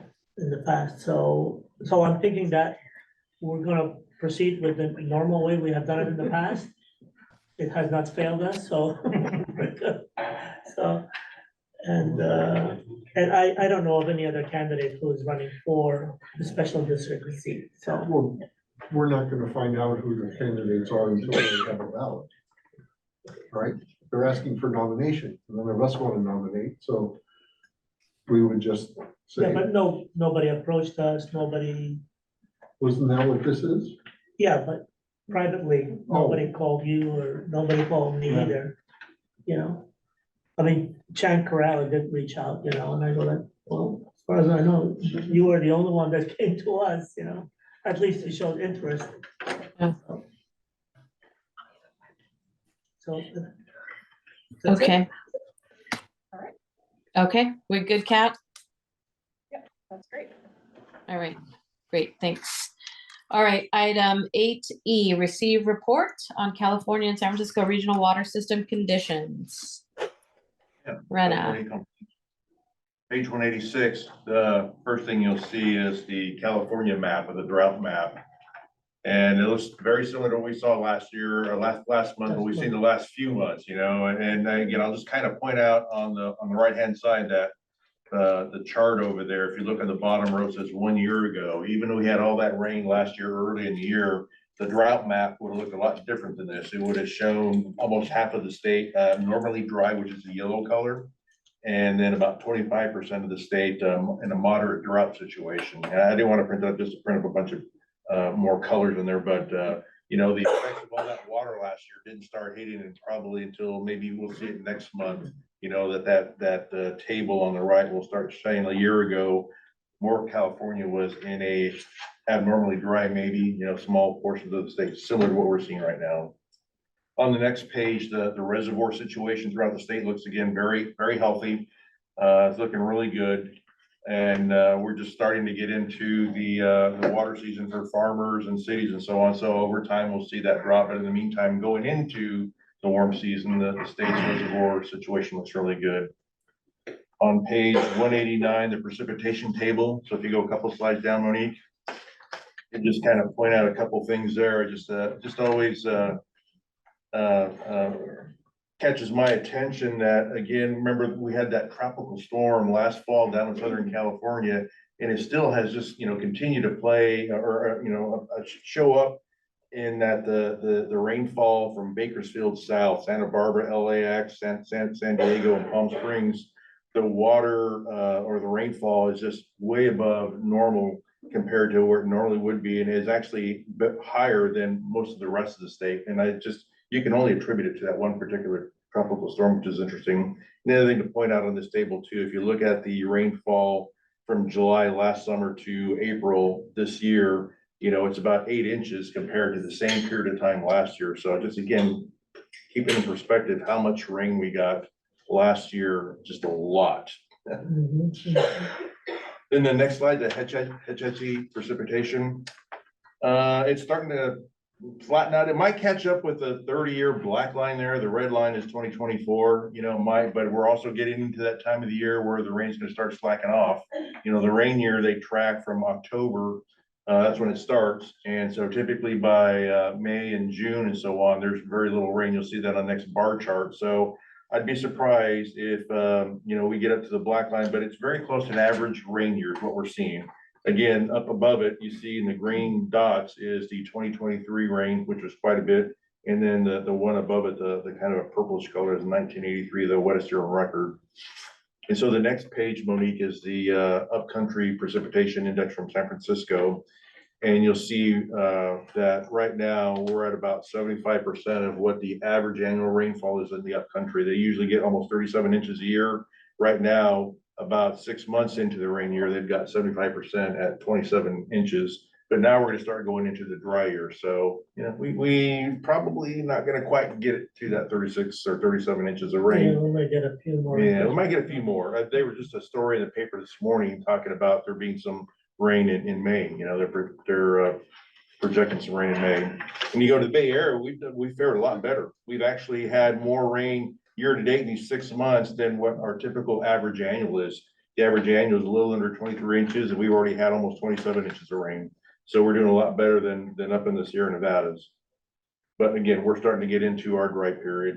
We'll see how much more we get. So it's been healthy here, and it reflects in all the green out in the rangelands and the wildflowers.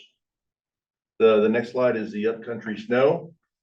And so here, 2024 has finally surpassed the 30-year median snowpack, which is good. That just means we'll probably have a good, healthy, melting season for the reservoirs in the upcountry regional water system. Again, a far cry from what it was last year at the same time. I mean, about half of what it was last year. Last year was just a crazy water year. The next page is the storage conditions in the regional system. And if you look at the columns that have to do with April 1st, 2024, you'll see that overall the system storage is at 90% of capacity. When you compare that with about a year ago, it was about 84% capacity. And the year before that, 74%. So again, just sitting in really good shape. The reservoirs are in good shape. The Hetch Hetchy system's been back in service for a little over a month now. But still things are full throughout the system. So again, we're just going into the main water use period in the region here in a really good, healthy supply for the system. The next slide, the actual use by the SFPUC customers, regional water system customers. We're kind of above what we were last year, 167 million gallons a day average, a little bit below the 5-year yellow line there. So that's kind of where we're at. But what's interesting when you go to the next, which is actually us, the MPWD, you'll see that our water use here in the community kind of falls in between, again, last year's and the 2015 or so. We actually purchased almost 8% more water in March 2024 than we did in March 2023. But again, what's interesting is our consumption kind of patterns what we see in the regional system. We're kind of in the, right in the middle right now. We're not in the 2023 where it's really low, and we're kind of below, some previous years. So we're just kind of following along. And then the last one, just the cumulative graph. You just see that just comparing where we are with our 5-year, our own 5-year, we're a little bit below our 5-year average at 211,000 units of water over the first 3 months. We had a little under 74,000 units of water in March that we purchased. So just, right now, everything looks pretty good. I don't remember hearing what the state and Fed said they were going to be releasing to the farmers and other users in the Central Valley and stuff like that. Typically around April 1st, they issue their. I thought they waited until after the April 15th snowpack number. Is that what it is? Usually I thought that was what the trigger was, and then a couple weeks after that, they say what the release is. But that's always interesting to people in the valley is, how much water is going to be made available from all the rain and snow and what's in the reservoirs, and everything's so full. You would think that, there would be some water available, but I haven't heard anything. But we're in good shape here in the Bay Area. So that's the picture. Looks good.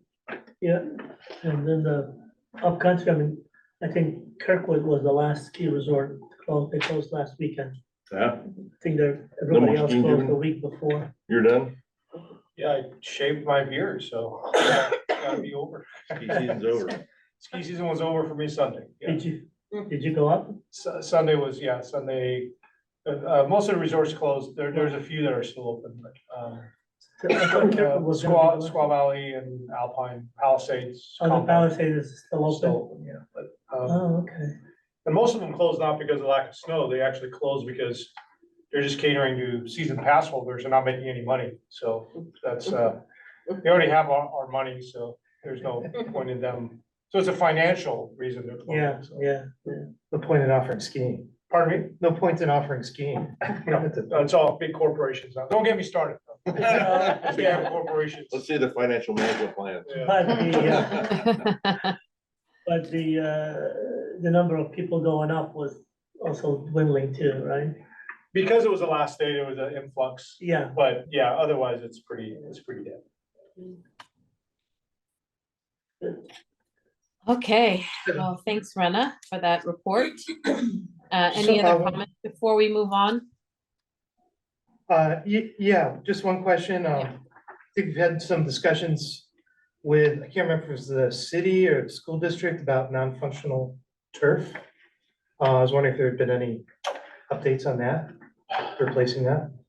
Not really, we haven't made the time for it, Brian. Okay. We haven't, we had a transition in our conservation staff, and we have a new Yeah. person on board as of April 1st, so there'll be more things coming. Yeah. Okay, I'll He's check learning. in a bit. And he will. Okay. Yeah. Make that note. Any other questions or comments? Okay, we'll go on to item 9, management reports, general manager. That's me.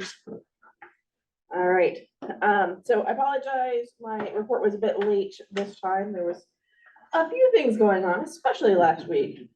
But we already celebrated Mike. Next thing on the list is the AWWA Operator Symposium. So that's American Water Works Association, and specifically the California Nevada chapter. They recently had their conference for operators in Burlingame, and since it was so close, we were able to send 5 of our operations staff there, and I think they really appreciate it. They learned a lot, and they're share their learnings with us, including at the district-wide rock sessions. So that was really good. Just a reminder, if you haven't RSVP'd yet, we're having the employee appreciation dinner on May 10th, so hopefully everyone can make it, but if not, we do need a head count. And then one of the things that kind of came up a bit, there was a letter to the editor in the Daily Journal last week, as well as prior, a little bit of discussion on Nextdoor from the public about the SFPC pass-through rate increase. Obviously in response to the Prop 218 mailers we had sent out. And so what we did, it was really helpful to see what the kind of concerns and, in some cases, certainly kind of misunderstanding of information there was out there. And so we put together a frequently asked questions page on our website that, just factual, but addresses those types of things that we were seeing. And so, watching Nextdoor carefully, there hasn't been any activity since April 7th, but if there's anything more, like now we can, respond right away and say, so glad you're interested, please use this resource to, answer any questions you might have. And if that doesn't, please reach out to the district, that kind of thing. So, I don't think we're at a place where we need to go further than that at this point. But we're just being prepared with the, just the facts to share. And the copy of that FAQ is here attached to my packet or my report. Also, there is HR 7525, the Special District Grant Accessibility Act. So that's an act that's really supported by the CSDA. I think they helped develop it. And they asked for, folks to sign the coalition letter, so we did sign on to that, that's also attached.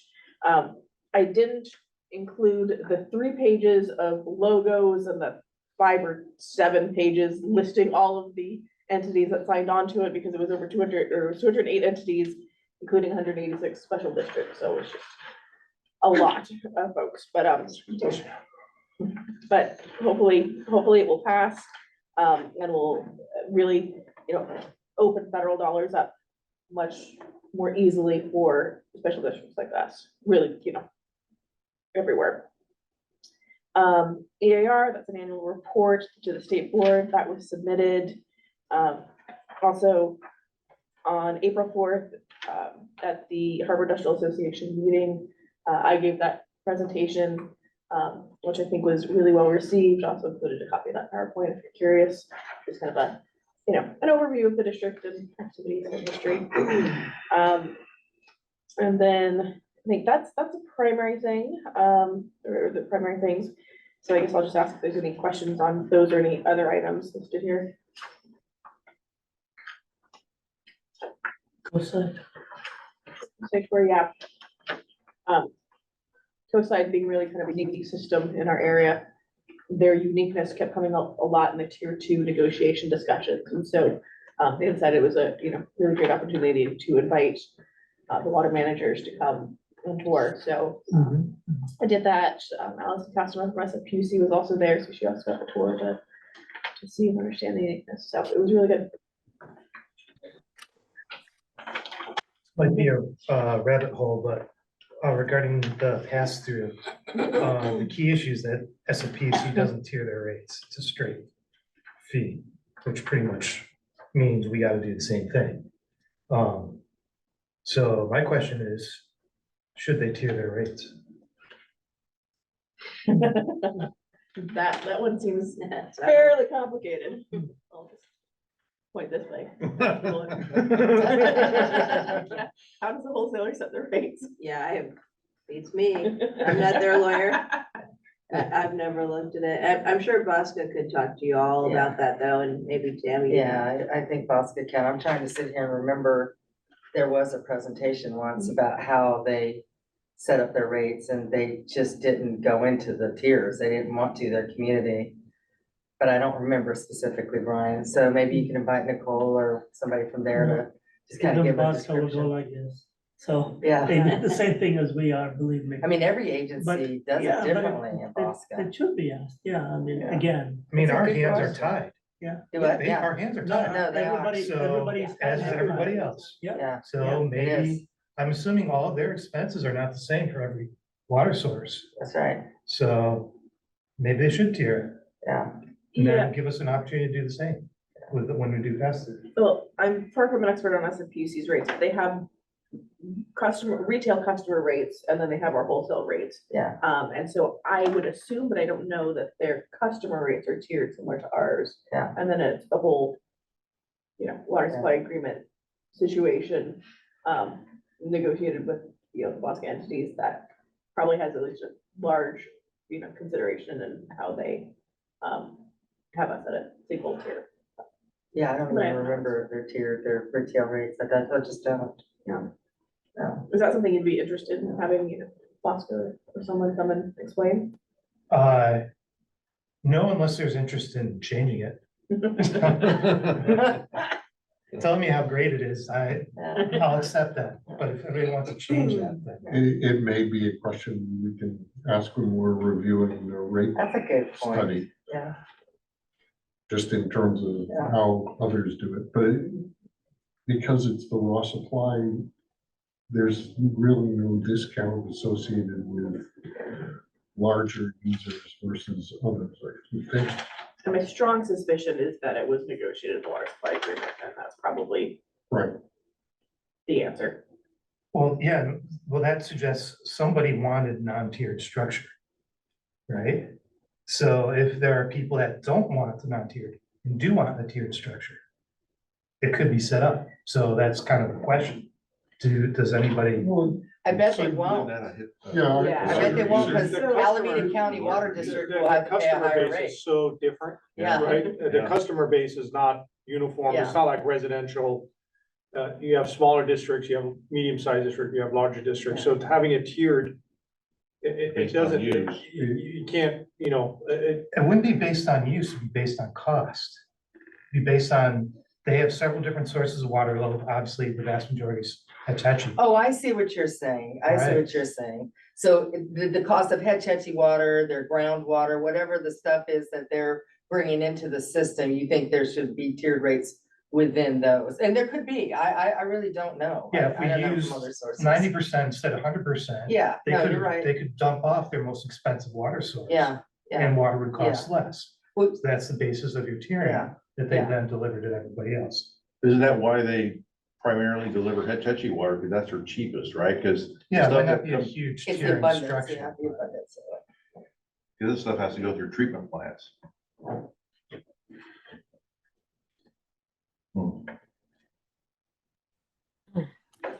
Okay, any other comments?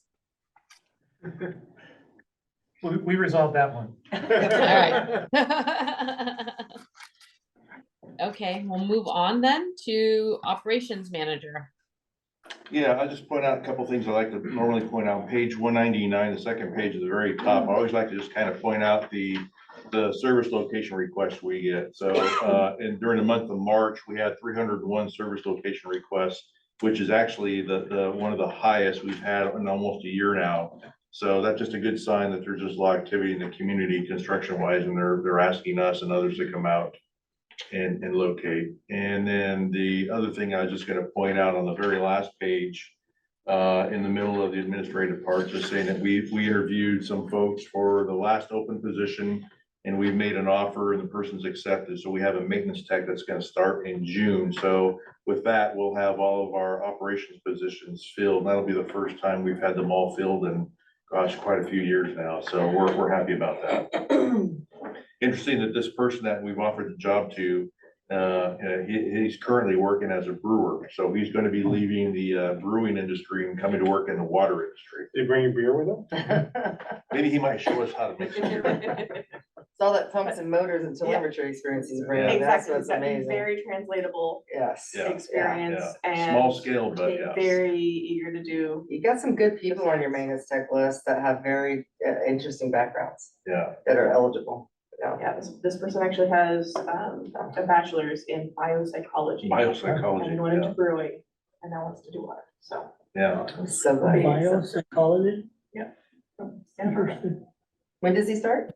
Middle of June. What was his name again? Was it Trevor? Was Trevor. that Yeah, Trevor. Yeah. Cool. Awesome. Nice. Fully staffed in this economy is Yeah. great achievement. Well, thanks to the board for, going to the 4-day work week. That once that really hit, because initially people thought we were kidding. They were saying, you guys kidding us? 4-day work week and your salaries don't drop, because typically when public agencies go to 4-day work week, the salary goes down along with it. It's a budget saving things. In this case, we were trying to use it as an apple to try and attract or lead the horses or whatever too. So we did. We've gotten some good employees. You got 2 qualified certified operators. Yeah. That's unbelievable. And then there were 2 more interviews that just decided not to accept, right? So and you have good people on the maintenance tech list. They're viable maintenance tech candidates. Yeah. With other different backgrounds besides just what the Really, brewer has, mechanical. Really useful, really translatable. Yeah. So really good response to Like, really, that. no mystery how it happened. Yeah. Yeah. That's great. Yeah, Alright. great. Congratulations. Yeah. Okay, any other comments or questions for Rena? Okay, thank you, Rena. And then on to Administrative Services Manager Monique. Okay, I just have a couple things also. So I did participate in the Belmont Earth Day activities, which was on Saturday here at the Twin Pines Park. It was a really good outcome. There's lots of people came by our table. They love our buckets. So we got to talk to a lot of people though. It was really fun to have them ask lots of questions. Not a single person asked about the pass through, but we were ready. We were ready with the info. We had it all on our table. But there were no questions, which was nice. But we had some good questions. People asking about Water Watch, asking about office hours, where are we located now?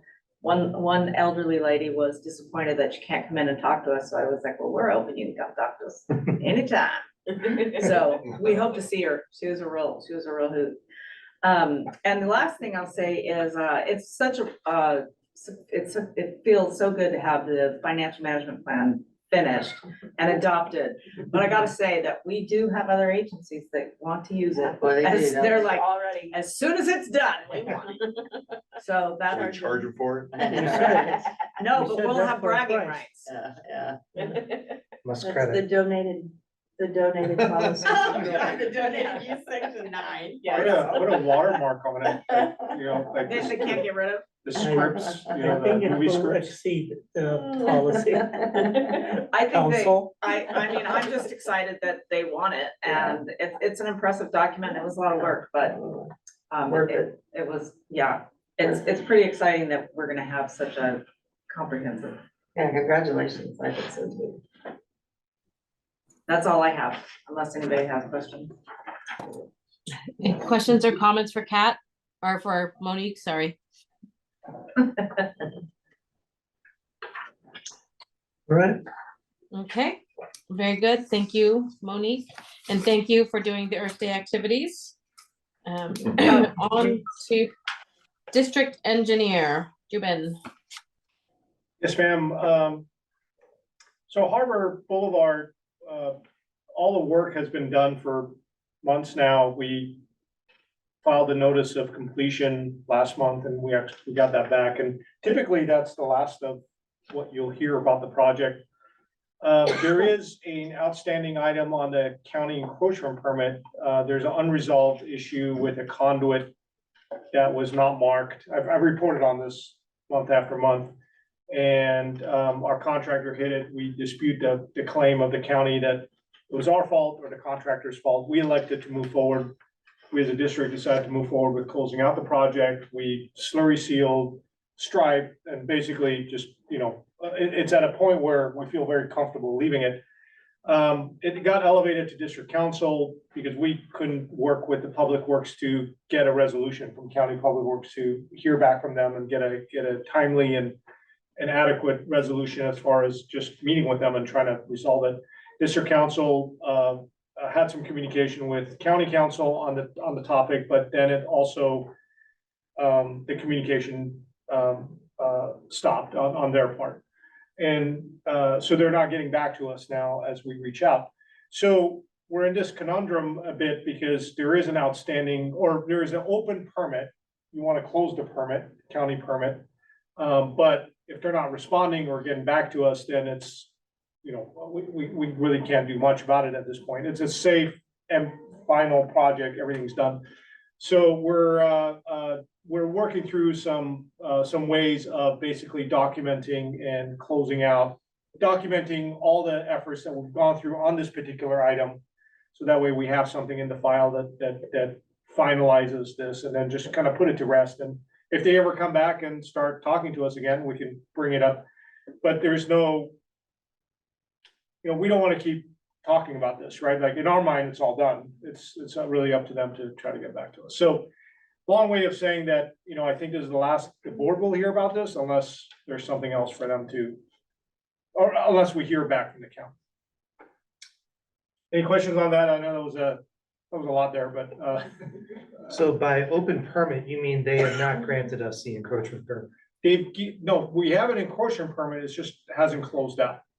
So typically a permit gets closed out and it gets closed out on their end, it gets closed out on our end.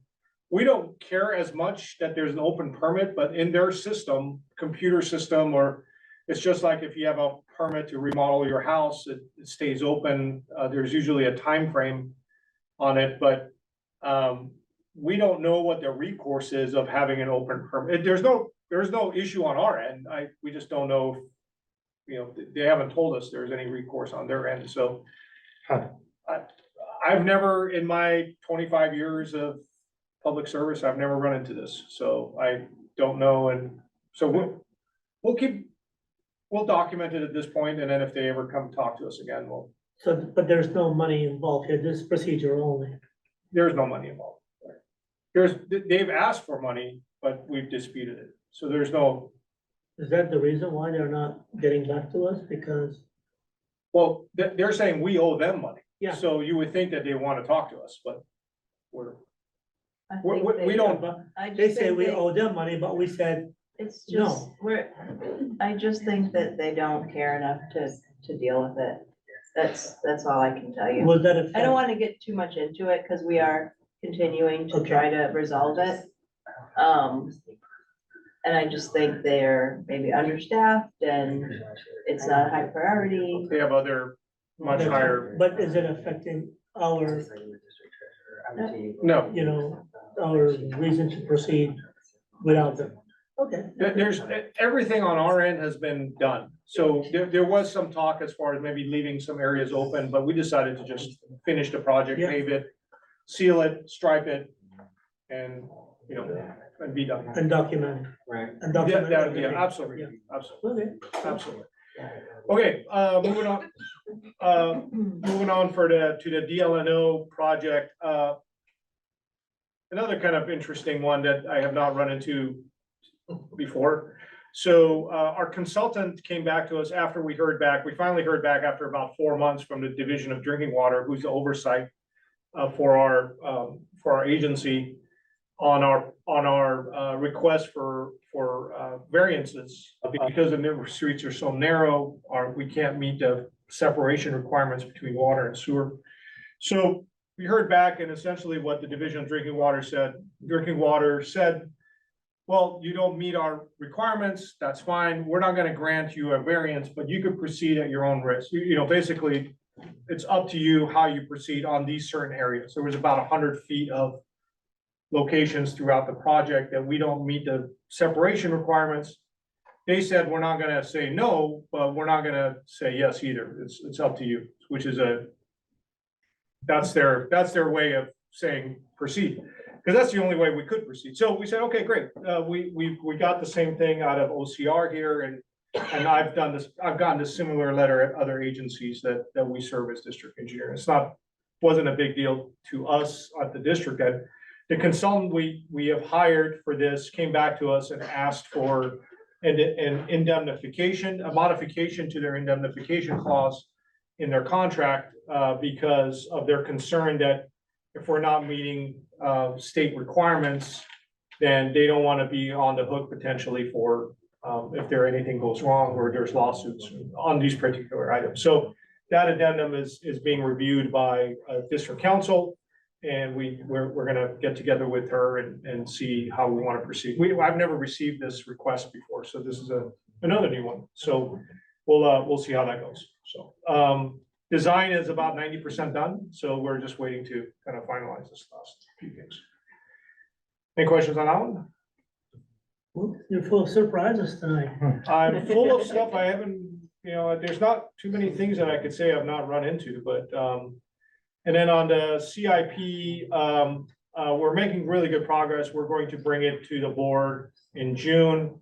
And that's typically when we bring the capital program, the long-term capital program to the board for adoption. And so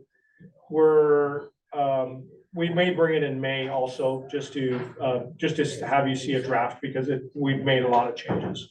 Not changes, updates, I'm sorry, to the program. So, but I think it's gonna tie in well with the timing for the rate study and the potential rate increases, long-term rate increases, because it's getting more expensive.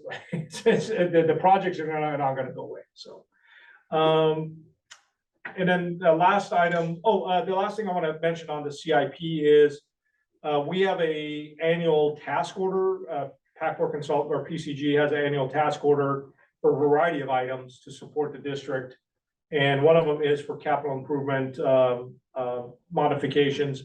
We ran out of budget on that, but talking with staff, what we're gonna do is we're gonna incorporate these last 2 months into next year's task order. So I just wanted to make sure the board was aware that there's not gonna be anything on our invoice these next 2 months, and then we'll just catch up with the task order for next fiscal year. It's just a little easier rather than do a task order now and then do another task order in 2 months. So that's I did want to mention that. And then Old County Road, we're down to the home stretch on Old County Road. And so we had a the last items of work are the creek crossing right out here, just south of Harbor Boulevard. And then tying in at the intersection of Harbor. And so that's a physical work that's done. The report that's included, we're a month, we lag a month. So the report is for March, up to March 31st. So the dollars that you see are for March 31st. Monique, can you go to page 224? I feel like you're like the teleprompter, just kind of, you know, like as I speak faster or slower, you're trying to catch up. But yeah, right there, that's fine. We'll pause there. So, so we had a really good month in March. As you can see, we're about 75 or 74% complete on the project dollar-wise, and we're at 4% change order. So that's really good for a project of this size. And so the last two items of work that they're working on now is the creek crossing. So it's we're going to go under the creek and use the old pipe, which is a 20-inch pipe, to host our 16-inch pipe. So we have cut the ends of the 20-inch pipe. We're shoving through, and we've already shoved through the 16-inch pipe inside that 20-inch pipe. So that way we don't have to drill or dig or, you know, do those kind of things. Conduit, yeah. And so lots of groundwater there, as you can imagine. The contractor has put in for potential claims because of the water intrusion. We were really conservative in our language. We put everything that you can think of in the specs to make sure that they understand that there's groundwater there. And at the end of the day, you're working under a creek. So I mean, even dumb engineers like me can say that there's going to be water there. So, so we're pushing back on that, but there could be some potential dollars there. But, so the April numbers that will end April 30th, we're going to be probably around 85 to 90% complete at that point. And the last piece after the creek crossing will be the Harbor Boulevard intersection. That's a pretty complicated intersection. There's a lot of traffic control going on there. And then after that, we're done. So, how long is that piece of the one that you're gonna shove the new pipe through? it's about 35, 40. The actual section is not that long, but it's also, you come up and so I think it's about 40, 45. Is it gonna be supported anywhere with? The what is? Like, with any truss blocks anywhere in between, or is it just gonna be you supported in the entrance and supported at the end and? The pipes are no, it's not. It's the gaskets that are used are locked in, so they lock in together, and then as it comes out and comes up back to grade, there's thrust blocks on all those joints to lock everything in place. So inside it's gonna be moving at some point with pressure probably. I don't think so. I think it's going to, because as it comes out, there's a 45 that brings it up to grade, and that's gonna be locked in with thrust blocks. Both vertically and horizontally. So inside the pipe is gonna be one long piece of pipe? Or No, there's two, but the joint is a joint that locks. So there is no movement in that joint. So it's an earthquake resistant joint that we specify throughout the project, and actually all the projects. So it has teeth, the gasket has teeth, so once it gets shoved in, it can't come back out. So. Interesting. It's right out here. We can take a field trip out. Actually, they're working tonight. That's where I'm headed that's why I got my boots on and stuff. So if you guys are interested, come on up. I thought you were kind of underdressed. I was underdressed, yeah. It's, You'd be the teleprompter. I do. You stay there. So, Yes, sir. But, for this month, or the report, that's before you, we only had about we had $11,700 in change orders. We're expecting for April numbers for change orders to be about $50,000 or so. That's what we're tracking right now. And then there's that outstanding item that I mentioned that the contractor has put in for water intrusion under the creek. We don't anticipate paying any of that, but it could be a potential. So I'll report that out next month. And that's all I got. Some cool pictures. So if you have any questions on the pictures, I'm more than happy to answer. So the teleprompter can move on. We're done. Yeah. Remember, we still have 3 closed sessions tonight. Yes, I know. I'm trying to move, Julie, I'm moving. Any questions for Jubin? Okay, and then you guys are all welcome to join him afterwards to see the work going on outside later. Thanks, Jubin. So on to financial reports. All right, so I've got a lot, so. No, just overall, the numbers are good. We're almost $900,000 more in water commodity charges as compared to last year. But you know, after the mid-year budget adjustments, we're now trending like exactly where we need to be for revenues at 75% for the quarter of the year. So it works out really, really well. So the numbers for water commodity charges are starting to catch up to where we had originally planned for them as part of the budget process. Interest revenue, of course, is way up as compared to last year. You know, when you bench it against last year, we're about $550,000 more, as was previously stated. And then just kind of the savings at this point have been in salaries and wages, payroll taxes and benefits. The only expenditure that's really up right now is purchase water. It's up $434,000 from prior year. But again, it's trending lower than what we had originally budgeted. So no real concern there.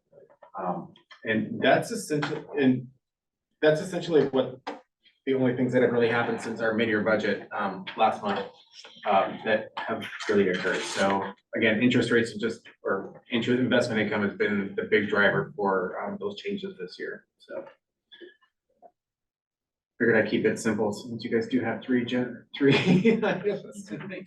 James and I would like to suggest that we go first next time. We're always last, and we feel like everybody's asleep by the time it gets to us, so. Well, if you go earlier, we might ask questions. Oh, that's good. That's good. Yes, yes. Unless we go so early that not everybody's here. Okay, any questions or comments for James? Okay, Numbers are thank good. you so much, James. So numbers are good and within the time frame that we're in right now, Yes. right? Yeah. Exactly where we need to be. Okay, well. Can be better than that. Yep. You sure, Perfect. right? All right. Okay, director's reports. Anybody want to go first? Brian is. Nothing to report. Louis? Nice eclipse, how's that? Was that? I saw a nice eclipse in Arkansas. Oh, yeah. Yeah, and it is relevant. I tried to take a picture of the eclipse with an underwater camera. So, so there's a water tie here. So we'll see if that works out. Well, didn't Drew go? He was in Austin looking at the eclipse. So there's a couple of people now we heard went out of state. I'm trying to connect the dots now. It's very difficult. Yes. All right, we had the finance committee report, which was very interesting that we went through the budget like we did today, but we went to the policy that Tammy and Monique worked on. And I also attended the HIA meeting as a support for our GM, and she did very, very well. So it is true that generated a lot of interest, a lot of questions. And sorry, Renee, you couldn't make it, but you missed a good one. Yeah, I was having fun. Yeah. So we're having fun too, you know. So, no, Turns out everyone's a water nerd when you actually get them talking. yeah. Water is important. Yeah. But yeah, the information was very pertinent, very useful, and people engaged. So it was a very good meeting. So, yeah, that's it for me. Yeah, I was at HIA. I appreciate you did a good job, and they were very interested. It's always surprising how little other people know about where our water comes from. until you start getting into the nitty gritty pieces of it. And then they go, really? So, yeah. And then we had 2 finance committee meetings because we had 2 reports to get ready, so. That was about it. Okay. I also attended the HIA meeting. I think Kat did a fantastic job. And then this past weekend, Kat and I were actually up in the Sonoma area for the San Mateo County Progress Seminar, which was a very good use of our 2.5 days. I highly recommend people attend in the future.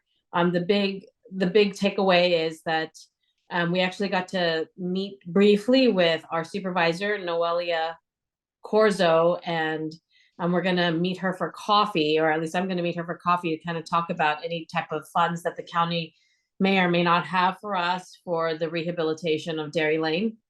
And then also we spoke briefly with Diane Pappin's office as well, to just kind of keep them apprised of all of the things going on in the district, and that we have this big project that we need some funding for. So it was a good use of time. So I was glad we did it. And I don't know if Kat, you want to add anything else to the conversation in terms of the progress seminar? Yeah, I mean, I was planning on kind of including my report next time because of just the timing of Oh, things. okay. I mean, but I can talk about it now a little bit. I mean, it was a really, incredibly effective, efficient use of time with all the people that were there. Got to know, some of the San Carlos City Council members, others in the community, like, council members from San Mateo. I did spend a good bit of time actually with both Gina and Diane Pappin, as well as the staffer from Diane Pappin's office, as well as the staffer from Senator Becker's office. I really just kind of countless number of really good people to get to know and to let them know, about the district and what's going on. So it was, I didn't know what to expect going into it, but I was very pleasantly surprised at just what a good weekend event it was. So we go next year. Yeah. And that's it for me. Anything else? Otherwise, we can go to communications. Any communications? No communications. So as far as communications, did anybody respond to that letter and the next door thing that came up, and were there any more, or that was the only one? There were no more, and we didn't respond. So next door we watched it, and it died out pretty quickly. There was another member of the public trying to, set some of the records straight. So, Those are always Stop. the best, yeah. And then in terms of the letter to the editor, we're certainly watching for any more mentions, watching for any, increase in number of protest letters. We've received 8 so far out of the 4,018 that would be needed. So I've read all of those letters and made sure those points were considered. So yeah, that's where we are. We're just Okay, doesn't seem to be a big deal yet, but. good. Okay.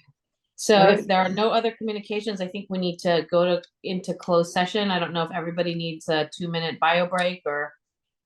Yeah, I could stand a break. And I asked Tammy to stay for closed session because 2 of the items she's got some history and color on. And also. Color. And also, I like that. for another item has a good bit of details. And Monique is certainly welcome to stay, but also can enjoy not. Okay, and then do I need to dial in separately, or do I just stay on this Zoom? No, we're gonna keep this open. We're gonna stop recording, and then, we have control over who's participating, so we can make sure no one else. Okay. So we'll take a quick break and then reconvene in 5 minutes, I guess. 9:09, correct? Correct. Okay, I'm reconvening the board meeting, and from closed session. There's no reportable action from our closed session discussion, and I will adjourn the meeting at 10:16 PM. Thank you so much. Feel better. 12:16 for me, guys. Good night. All right, see you later. Night. Bye.